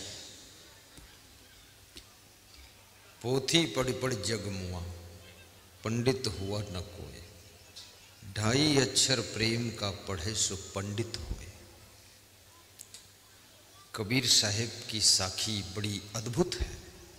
साहेब कहते पंडित वह है जो प्रेम को समझता है, जो प्रेम करता है, जो प्रेम को निभाता है, जो प्रेम से जिंदगी जीता है। और मैं निवेदन करूंगा, प्रेम शब्द बड़ा महत्वपूर्ण है और सभी प्राणी प्रेम चाहते हैं। आपके द्वार पर बंधा हुआ कुत्ता भी प्रेम चाहता है। अगर उसको प्रेम नहीं मिलेगा तो 2-3 दिन बाद उठकर वहां से चला जाएगा। आपके माँ बाप भी प्रेम चाहते हैं कि हमारे बेटे बहू हमसे प्रेम करें। इसलिए माँ बाप को, दादा दादी को कभी वृद्धाश्रम में मत छोड़िए। वृद्धाश्रम में छोड़ दोगे, वहां भोजन तो मिल जाएगा लेकिन बेटे बहू देखने को नहीं मिलेंगे।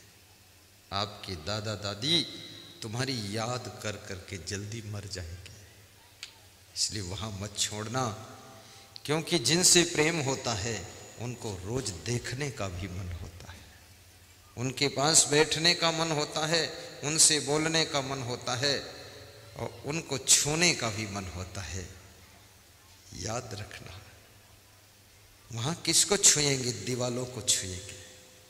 वृद्धाश्रम छोड़ के आ गए तुम, और माँ बाप को वृद्धाश्रम छोड़ दिया और कुत्ते को पाल लिया है। ये कौन जन्म का बाप तुम्हारा है? कुत्ता कुतिया पाल रहे हो। इसने क्या प्रॉपर्टी दिया तुमने? कौन संस्कार दिए कुत्ते बिल्ली ने? क्या तुमको सिखा दिया है? घर बना कर दिया है? रोज द्वार पे लेटरिन करता है, उसकी उठाकर उधर डालते हो, और बाप की लेटरिन साफ करने में घृणा लग रही। शर्म नहीं आती? जिस बाप ने इतनी जमीन दिया, घर दिया, जन्म दिया, पालन पोषण किया, पढ़ा लिखा दिया, सब कुछ दिया, सामान दिया, सम्मान दिया, संस्कार दिया, उस माँ बाप को वृद्धाश्रम में डाल दिया। ये कितने बड़े पाप का काम कर दिया है। मत जाओ। मैं तो वृद्धाश्रम बनाने के पक्ष में ही नहीं। अपने अपने घर के बूढ़ों को तुम नहीं पाल सकते हो तो हद हो गई। तुम बूढ़े होगे कि नहीं होगे ये बताओ, कि तुम जवान सदैव बने रहोगे? तो जब तुम बूढ़े होगे तुमको कौन पालेगा? तुम्हारे बेटे तुमको उठाकर वहीं डाल देंगे। ये भी छेल छबीले बने घूम रहे हो, जो एक्टिंग मार रहे हो, बहुत ज्यादा हीरोइन की सेटिंग चल रही है। ये हीरो की जो नाटक चल रही है, ये जीरो पर जाने वाली है। ये जो झुम का गिरा रे सुहेला की बाजार में सेवाराम खड़े हो जाओ। सेवाराम ये भी एक बार सत्संग करा चुके, दोबारा हिम्मत नहीं जुटाई सुहेला वालों ने। एक ही बार में घायल हो गया। बैठ जाओ, दोबारा लगा देना नंबर भैया, ठीक है? पत्रकार कुछ जंतर मंत्र कर दे सेवाराम के। सेवाराम है, धनी राम है, उनके भाई साहब है।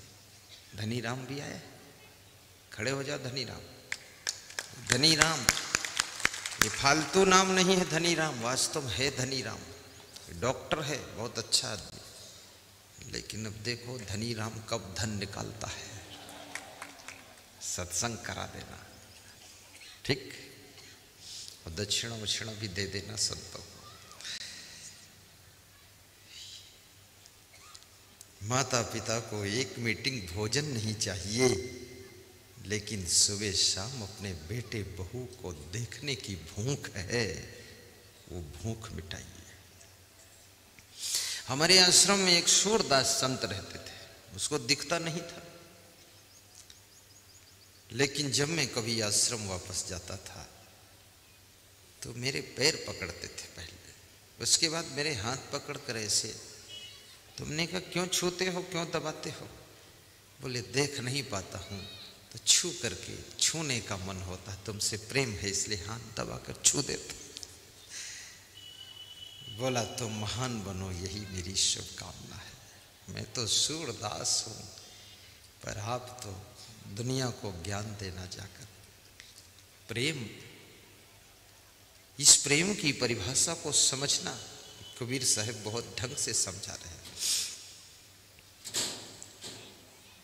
घर के बच्चों को भी प्रेम चाहिए, इसलिए मैं निवेदन करूंगा कि जो बच्चे तुम नौकरों से पालन पोषण करवाते हो ना, ये बहुत गलत बात है। ये बच्चा तुमको पापा नहीं समझेगा, पापी समझेगा। ये नौकरानी जो तुम्हारे बेटे बेटी को लिए घूम रही है, ये बच्चे का स्पर्श तुम्हारे शरीर से नहीं हो रहा है, इसलिए तुम्हारी तरफ उसकी प्रियता कनेक्ट नहीं हो पाएगी। उसको नौकरानी स्पर्श कर रही है, और स्पर्श में भी बहुत शक्ति होती। कौन स्पर्श किया है, किससे स्पर्श हो रहा है, नौकरानी का चरित्र विचार कैसा है, उससे बच्चे को स्पर्श करवा रहे हो। मां को स्वयं स्पर्श करना चाहिए, अपने बच्चे को, पिताजी को स्पर्श करना चाहिए। हमारे पास में कुछ बच्चे आते हैं, उनके माता पिता कहते बहुत क्रोध करता है, टेंशन बहुत करता है, गुस्सा बहुत करता है। तो मैंने कहा इसका मस्तक चरण में स्पर्श कर दो, तो मैं चरण निकाल देता हूँ।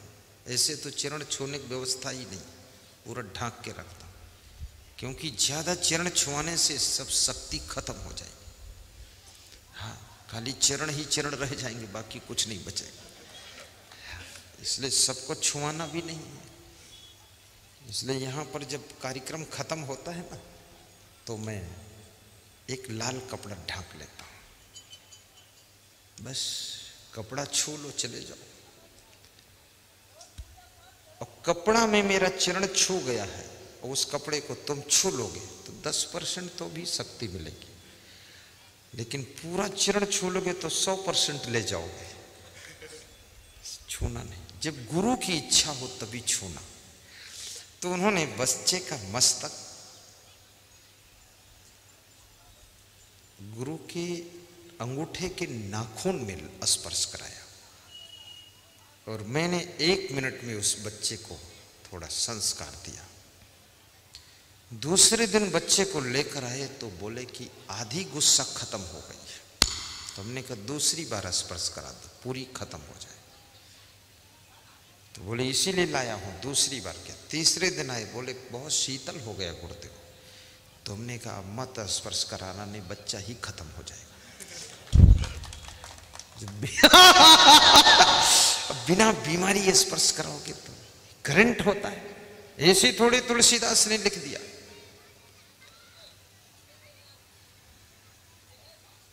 क्या लिखा तुलसीदास ने? तुलसीदास लिखते हैं, बंदहूँ गुरु पद पदों में परागा, सुरुचि सुवास सरस अनुरागा।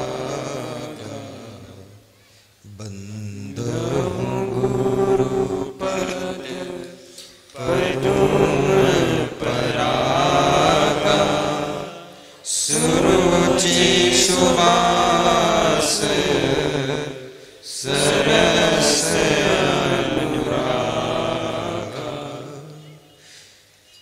गुरु पद रज मुदु मंजूल अंजन, नयन यमीय द्रग दोष विभंजन।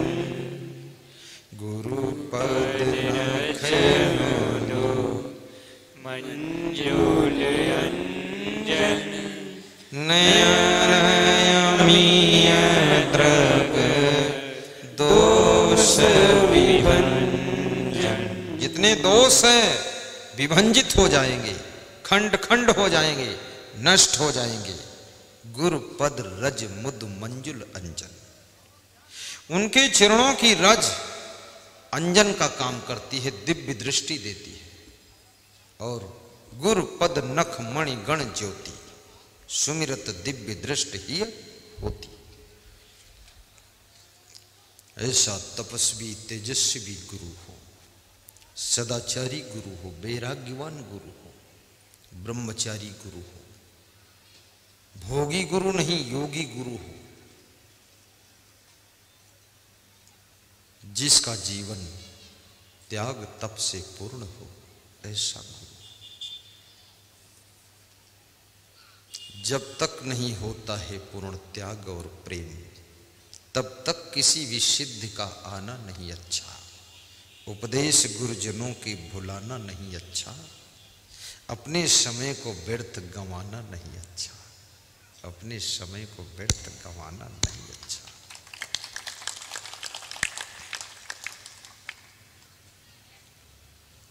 क्या सुना रहा था मैं? सुना रहा था स्पर्श। आपकी बहन के हाथों से तुम्हारा पालन पोषण हो,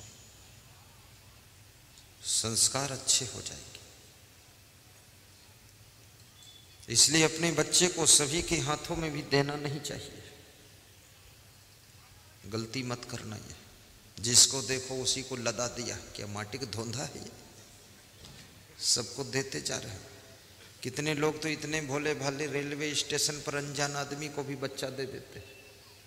कितनी स्त्रियों का बच्चा लेकर लोग भाग गए। मत देना अपना बच्चा अपने पास। एक बच्चा 6 साल की उम्र का था। उसके पिताजी ऑफिस से आए, बच्चा अपने पिता के पैरों में लिपट गया। पिता ने उसको झकझोर दिया कि हट, मैं इतना परेशान होकर आया, तू लिपट रहा है खाम खाम, गुस्सा आ जाएगी। तो बच्चा हट गया। बाप ने झिड़क दिया। बाप को भी समझदारी रखनी चाहिए। बच्चा जब पैरों में लिपट जाए तो उसके सिर पे हाथ रख करके उसको गोद में उठा लीजिए और बच्चे के साथ थोड़ा हंस लीजिए, मुस्कुरा लीजिए। आपकी टेंशन, ऑफिस की और बिजनेस की टेंशन खत्म हो जाएगी बच्चे को मिलने से। समझो तो इस बात को जरा। तुम्हारे द्वार पर अगर बछरू बंधा है,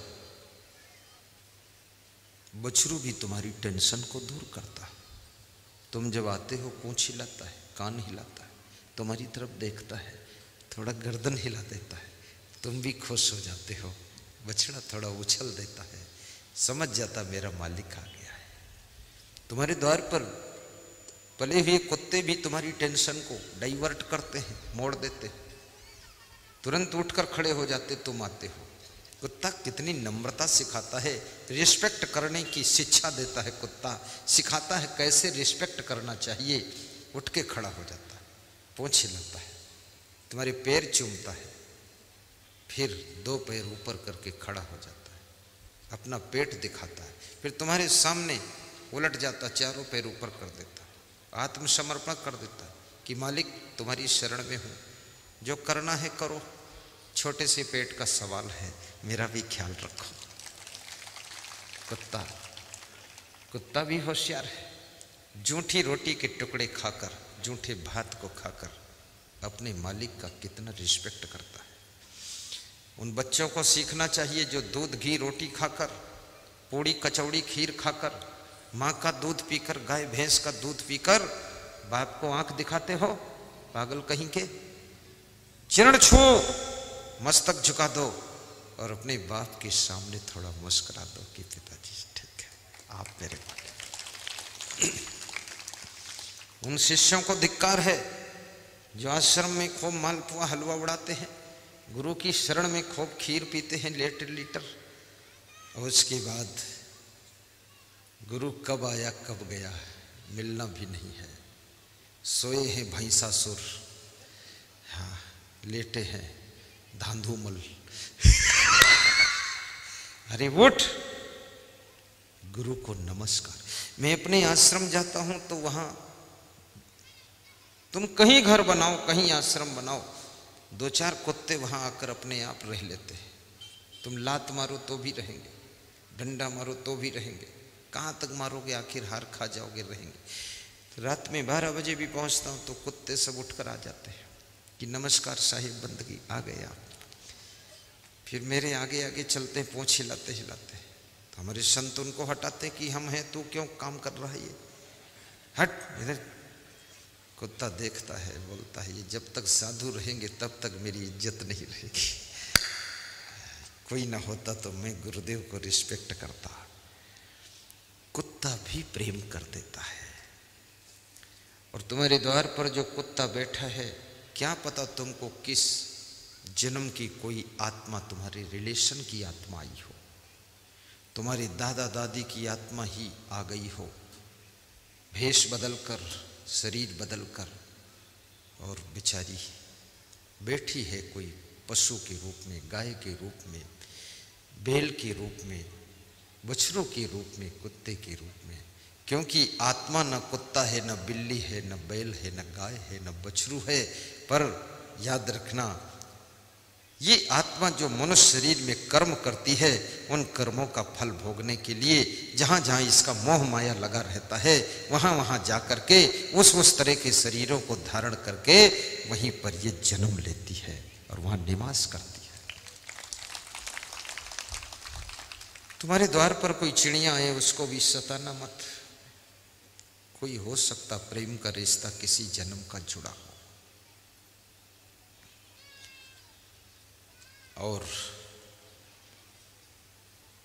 अपने माता पिता को भी सम्मान करना, गुरु का सम्मान करना, भाइयों का सम्मान करो और अपने घर की महिलाओं का सम्मान करो। कैसे सम्मान किया जाता है?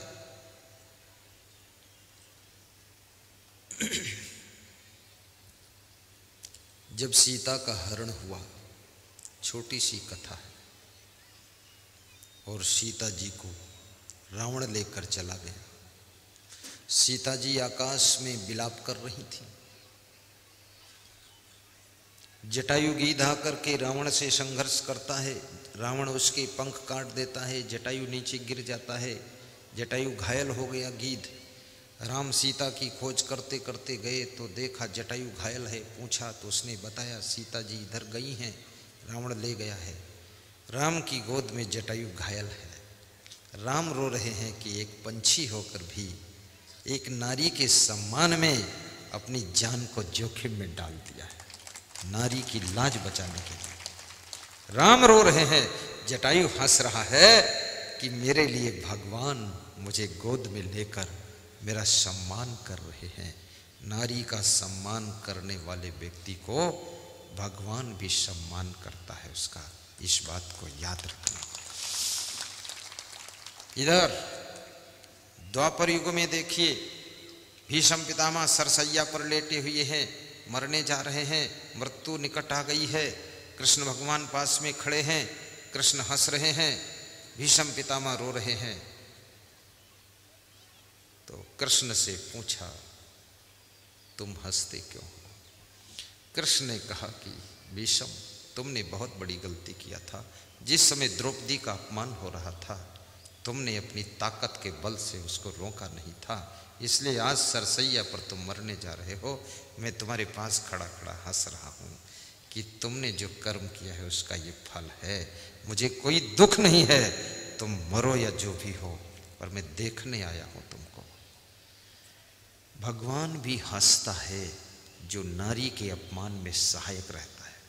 और आपके देखते देखते किसी नारी का अपमान हो, वो आप रोक ना सकें, इसमें आप पर भी पाप लग जाता है। उसके साथ संघर्ष कीजिए। और नारियों को भी चाहिए, याद रखना, तुम देवी हो, तुम रंभा हो, तुम लक्ष्मी हो, तुम साधारण स्त्री नहीं हो, तुम एक महान महिला हो। घर घर की शोभा बढ़ाने के लिए तुम्हारा जन्म हुआ है, धर्म की रक्षा के लिए तुम्हारा जन्म हुआ है।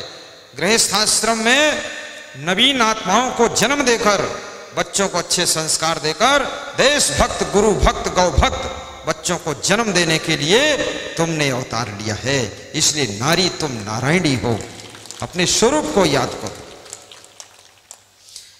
ये भोग विलास के लिए ही तुम्हारा जन्म नहीं है, ये बाल ही बाल संवारने के लिए तुम्हारा जन्म नहीं हुआ है। ये हीरोइन बाल संवारने दो, तुम लफड़े मत फंसो। तुम्हारा जीवन तो कुछ और है। ये हीरोइन और हीरो को इति उति कपड़ा पहने हुए देख करके तुम नकल भी मत करो। अरे उसका तो धंधा है, आधी टांग खोलना, आधी बांह खोलना, आधी पीठ खोलना। हीरो का धंधा है पेंट फाड़ के पहनना, अधकट्टी पेंट पहनना, बुशर्ट इधर उधर टेढ़ा पहनना है। बहुत बेवकूफ लोग हैं।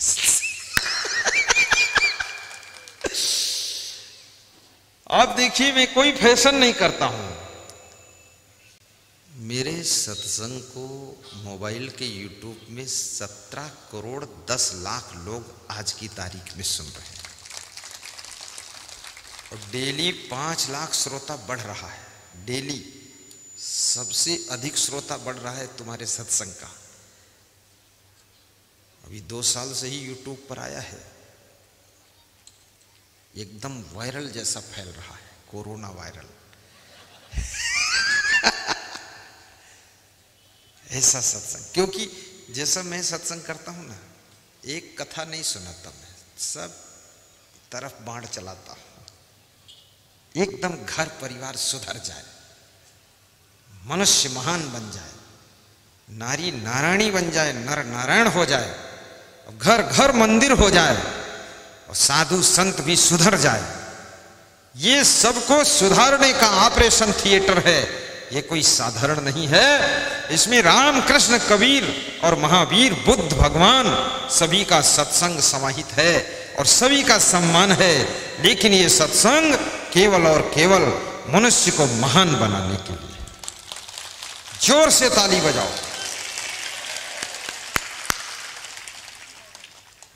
वाह वाह वाह, साहिब साहिब साहिब। टंकराम, खड़े हो जाओ। टंकराम, श्री टंकराम वर्मा, समाज सेवी, जिला पंचायत उपाध्यक्ष, रायपुर।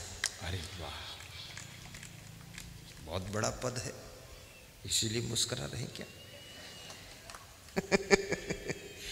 टंकराम, अपने क्षेत्र में कहीं डंका बजा देना, टंका टंका, सत्संग करा देना तुम भी, ठीक? बहुत अच्छे हैं। उपाध्यक्ष जी को हम धन्यवाद देते हैं। समाज सेवी हैं, संत सेवी भी हैं, गुरु सेवी भी। अभी बैठिए, अभी कुछ न लेना, बात को बुलाऊंगा, सत्संग में डिस्टर्ब होगा ना। तुम पढ़े लिखे आदमी कैसे? हाँ, ये बात कट जाएगी ना। तुम फूल माला दोगे तो लोग, वो तो मैं ले लूँगा सब, जो नहीं दोगे वो भी निकाल लूँगा, ले लो। हाँ, सब ले लूँगा। साहिब बंदगी लेने में कहीं चूकने वाला हूँ, न देने में चूकता हूँ, न लेने में चूकता हूँ। दान देना, दान लेना तो मेरा धर्म है, आशीर्वाद है। तो मैं आपको सुना रहा था, नारी का सम्मान करना चाहिए। और वो बालक अपने पिता के पैरों में लिपट जाता है। एक कहानी सुना रहा था, पिता ने उसको झिड़क दिया, बालक थोड़ा दुखी हो गया और अपने कमरे में जाकर बिस्तर पर लेट गया। तुमसे जो प्रेम से मिलने आए, तुम प्रेम से न मिलो तो उसको दुख लग जाता है। इसलिए याद रखना टंकराम, याद रखना श्रीमती उमा जी, और याद रखना वो अग्रवाल कहाँ गया? वो भी सदस्य, जनपद सदस्य निकल गया। तुम लोग रस्सी उसे टांग वांग बांध लिया करो। कोई भी मिलने आए आपको काम लेकर के, काम हो या ना हो, लेकिन प्रेम से मिलने आया है तो उससे प्रेम से बोल देना, मुस्कुरा कर, कि मैं कोशिश करूंगा आपका काम होगा। कोई बाधा नहीं पड़ी तो जरूर होगा। तसल्लीदार बात बोलो। बालक दुखी होकर बिस्तर में लेट गया। आधा घंटे बाद उठा और फिर अपने पिता के पास आया और पिता से बोला कि पिताजी, आप 1 घंटे में कितना धन कमाते हो? पिता ने कहा, बेटा 1 घंटे में 100 रुपये कमाता हूं। तो उसने कहा, क्या 50 रुपये मुझको उधार दे दोगे? बोले, तो क्या करेगा, जब देखो तब पैसा मांगता रहता है। बोले, उधार मांग रहा हूं। ले, दे दिया उधार। कमरे में गया और कमरे में उसके पास में एक गोलक थी, मिट्टी की गोलक। उसको फोड़ा, उसमें से पैसे गिना, 50 रुपये निकले। 50 रुपये गोलक के पैसे जो कभी कभी मिलते थे बचा कर रख लेता था। टॉफी आइसक्रीम खाने के लिए माँ बाप दे देते थे, बचाता था उसको। लाकर 100 रुपये अपने पिता के हाथ पर रखा। कहा, पिताजी ये रहे 100 रुपये आपके लिए, अब मेरे लिए 1 घंटे का समय दो, मेरे साथ बैठकर बात करो, प्रेम की चर्चा करो। तुम ये मत समझना तुम्हारे बेटे अच्छे कपड़े पहनाने से ही खुश हो जाएंगे, ये भी मत सोचना उनको पैसे देकर तुम खुश कर लोगे। अरे ज्यादा पैसे दोगे तो नालायक निकल जाएंगे, और ज्यादा अच्छे कपड़े पहनाओगे तुम्हारे बेटे हीरो हीरोइन बनेंगे, चरित्रहीन होंगे। उनको अपना प्रेम भी दीजिए, उनके पास बैठिए, उनसे बातें कीजिए, संस्कार की चर्चा कीजिए, और उनको सिखाइए और सत्संग उनको सुनवाइए बिठा करके। तब आपका बेटा राम और कृष्ण जैसा तैयार होगा और धरती की शोभा बढ़ेगा।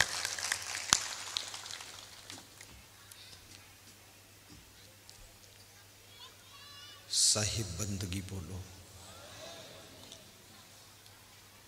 5 मिनट और सुनाऊं हैं श्री टंकराम जी, और 5 मिनट सुनाऊं? अच्छा, आदेश मिल गया उधर से। नहीं, जो बड़ा आदमी बैठा है ना, उससे पूछ लेना चाहिए। हाँ, आज के तो वही बड़े हैं, मुख्य अतिथि हो गए हमारे, हम भी सम्मान करते हैं उनका। व्यास गादी आशीर्वाद दे रही है, बिल्कुल शांति बनाए रखो, थोड़ी देर और सुन लो।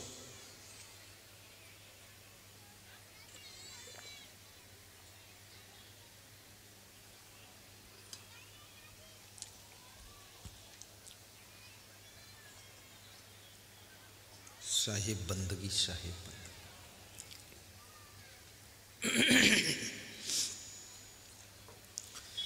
तुम ही मेरे मंदिर, तुम ही मेरी पूजा, तुम ही देवता हो, तुम ही देवता हो, तुम ही मेरे मंदिर, तुम ही मेरी पूजा, धैर्य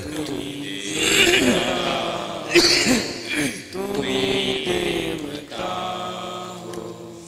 तुम्हें देख कर के एक ख्याल आ रहा है कि जैसे फरिश्ता कोई हंस रहा है। हंस के दिखाओ। तुम्हें देख कर के एक ख्याल आ रहा है कि जैसे फरिश्ता कोई हंस रहा है। कोई मेरी आँखों को देखे तो समझे कि तुम मेरे क्या हो, कि तुम मेरे क्या हो। कोई मेरी आँखों को देखे तो समझे कि तुम मेरे क्या हो, कि तुम मेरे क्या हो। तुम ही मेरे मंदिर, तुम ही मेरी पूजा, तुम ही देवता हो, तुम ही देवता हो। तुम ही मेरे मंदिर, वाह जय तुम हो। ही मेरी पूजा, तुम ही देवता हो, तुम ही देवता हो। बोलिए सदगुरु भगवान की जय, आस के आनंद की जय। साहिब बंदगी। साहिब आत्मा और परमात्मा की बात में बता रहा था आपको, भगवान कहाँ रहता है, आज यही चर्चा थी ना। मैं विषयों की बात सुना रहा था आपको। ये विषय आपके पास में 5 ज्ञानेंद्रियां हैं, और पांचों ज्ञानेंद्रियां 5 विषयों का ज्ञान करती है।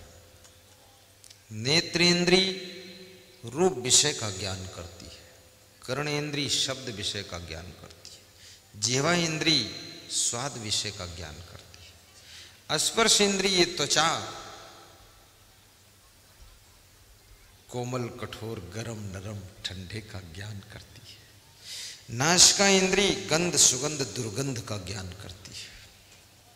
ये 5 ज्ञानेंद्रियां हैं, और 5 कर्म इंद्रियां हैं तुम्हारे पास में।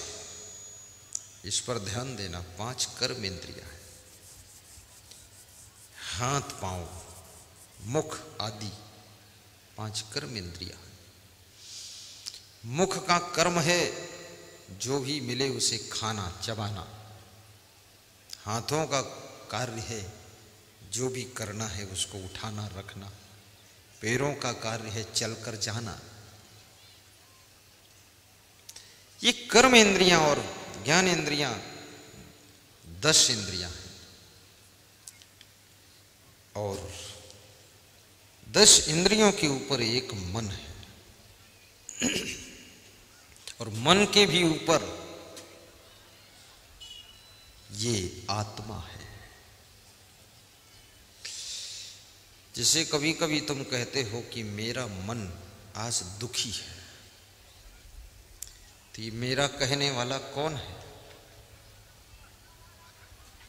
इसका मतलब मेरा कहने वाला अलग है कोई और मन ये अलग है।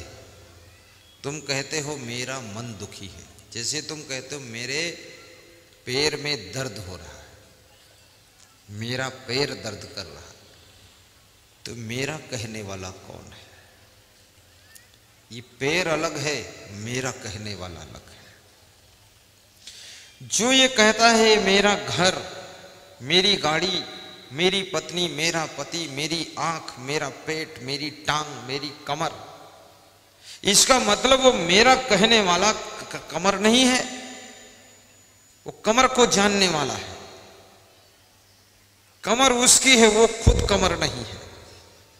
तो वो कौन है जो कहता है मेरी आंख में दर्द हो रहा है, जो कहता है कि आज मैंने ऐसा सपना देखा, जो कहता है कि मेरे बेटे ने मुझको दुख दिया? तो ये मेरा कहने वाला कौन है? ये जो मेरा कहता है, इसका मतलब वो मन से भी परे है, इंद्रियों से परे है, शरीर से परे है, परिवार से परे है, समाज से परे है, सामान से परे है, धन से परे है। तुम कहते हो मेरा धन उन्होंने जब्त कर लिया, बेईमानी कर लिया, मेरी जमीन ले लिया। तुमको नहीं लिया है, तुम्हारी जमीन लिया है, तो तुम कौन हो? ये मेरा कहने वाला कौन है? बस इसको आज समझना है। आत्मज्ञान की बात कर रहा हूं, तत्व ज्ञान इसको कहते हैं।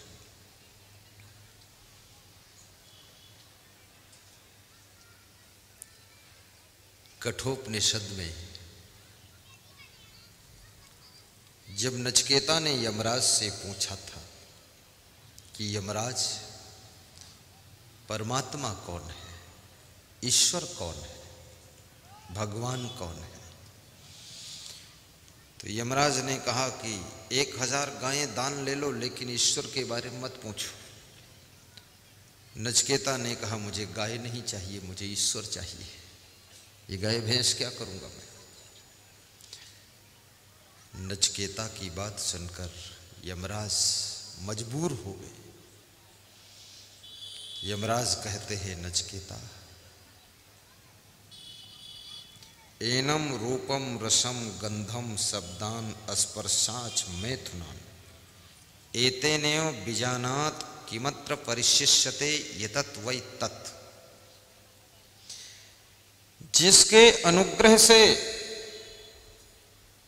रूप विषय को तुम देखते हो, जिसके अनुग्रह से शब्द स्पर्श रूप रस गंध इन 5 विषयों को तुम जानते हो, समझते हो,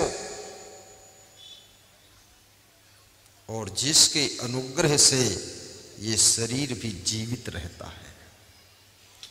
इसलिए आत्मा का एक नाम जीव भी है, और जीव का अर्थ होता है जो जीवित रखता है, वही तो जीव है।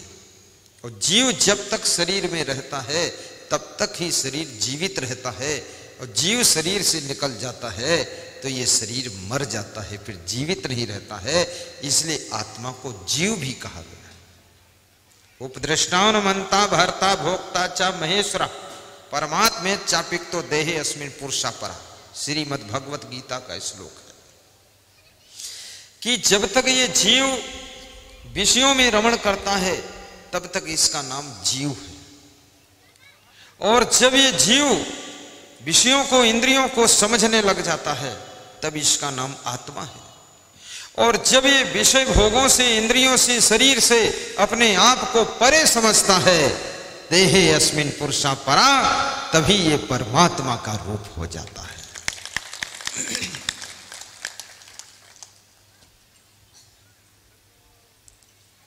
जिसके अनुग्रह से एतेनेव विजानात, जिसके अनुग्रह से सबको तुम जानते हो, मानते हो, ये वही है परमात्मा।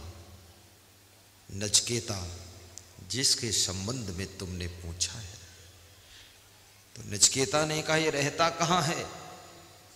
अंगुष्ठ मात्रः पुरुषः मध्यः आत्मनि तिष्ठति, ईशानो भूत भविष्य न ततो विजुगुप्सते यतत वै तत्। कठोपनिषद का ये मंत्र है कि जो अंगुष्ठ मात्र का स्थान हृदय स्थान है, वहां पर ये पुरुष चेतन आत्मा निवास करता है। और जिसको इस आत्मा का बोध हो जाता है, वो सभी से प्रेम करता है, किसी से ईर्ष्या और घृणा नहीं करता है। जिसके अंदर प्रेम का सागर लहराता है, तो समझ लो उसको आत्मा का बोध हो गया है। आत्मा में परमात्मा, ये वही है परमात्मा जिसके संबंध में तुमने पूछा है। ये हृदय स्थान में निवास करता है। ईश्वरा सर्वभूता नाम हृदय से अर्जुन तिष्ठति, ईश्वर समस्त भूत प्राणियों के हृदय में निवास करता है। तुम जो ये मंदिरों में ढूंढते हो भगवान को, वहां भगवान का प्रतीकात्मक मूर्ति है। वो तुमको समझाया जाता है इस तरह के भगवान थे, बाकी वास्तव में भगवान मोको कहाँ ढूंढो बंदे, मैं तो तेरे पास में। ना मंदिर में, ना मस्जिद में, ना काबे कैलाश में, खोजी होए तुरंत मिल जाऊं एक पल की तलाश में। कहें कबीर सुनो हो संतो सब सांसों की सांस में, मोको कहाँ ढूंढो बंदे, मैं तो तेरे पास में, तुम्हारे पास हूं। अब सवाल ये खड़ा हो गया, पास में है तो दिखता क्यों नहीं है? पास में है तो मिलता क्यों नहीं है? आपसे कहा जाए कि अपने दाहिने हाथ से दाहिने हाथ को छुओ, कैसे छुओगे? अपनी आंख से आंख को देखो, तो अपनी आंख से अपनी आंख कैसे देखोगे? अपनी आंख से तुम दूसरे की आंख देख सकते हो, लेकिन अपनी आंख कैसे देखो? क्योंकि आंख खुद ही सबको देखती हो, खुद को नहीं देखती। शीशा में तुम उसका फोटो देख सकते हो, ऐसे ही तुम आत्मा को छू नहीं सकते हो, क्योंकि वो तुम ही हो। तुम को कैसे छुओगे? तुम उससे अलग नहीं हो। मोको कहाँ ढूंढो बंदे, मैं तो तेरे पास में। मोको कहाँ ढूंढे बंदे, मैं तो तेरे पास में। अब प्रश्न ये खड़ा हो गया कि अगर वो आत्मा परमात्मा का रूप है, तो इतना समाज में चोरी चपारी, बेबिचारी, दारू, अंडा, मुर्गी, लफड़ाबाजी क्यों चल रहा? बेईमानी, लफंगेबाजी। वो अंदर बैठा क्या कर रहा है चुपचाप? उसको कुछ तो ब्रेक लगाना चाहिए। ये भी प्रश्न खड़ा होता परंतु याद रखना, वो आत्मा अंदर बैठा है। लेकिन जो लोग मन के प्रभाव में जिंदगी जीते हैं, इंद्रियों के प्रभाव में जिंदगी जीते हैं, वे लोग ही गलतियां करते हैं। जो आत्म विवेक के प्रभाव में जिंदगी जीते हैं, वे कभी गलतियां नहीं करते हैं। और गलती, एक बार गलती करो तो उस गलती को भूल कहते हैं, और बार बार गलती करो तो गलती फिर अपराध बन जाती है, और अपराध का फल भोगना पड़ता है। इसलिए बार बार गलती भी मत करो। गलतियां तुम्हारे बुद्धि बल को, मनोबल को, आत्म बल को घटाती है।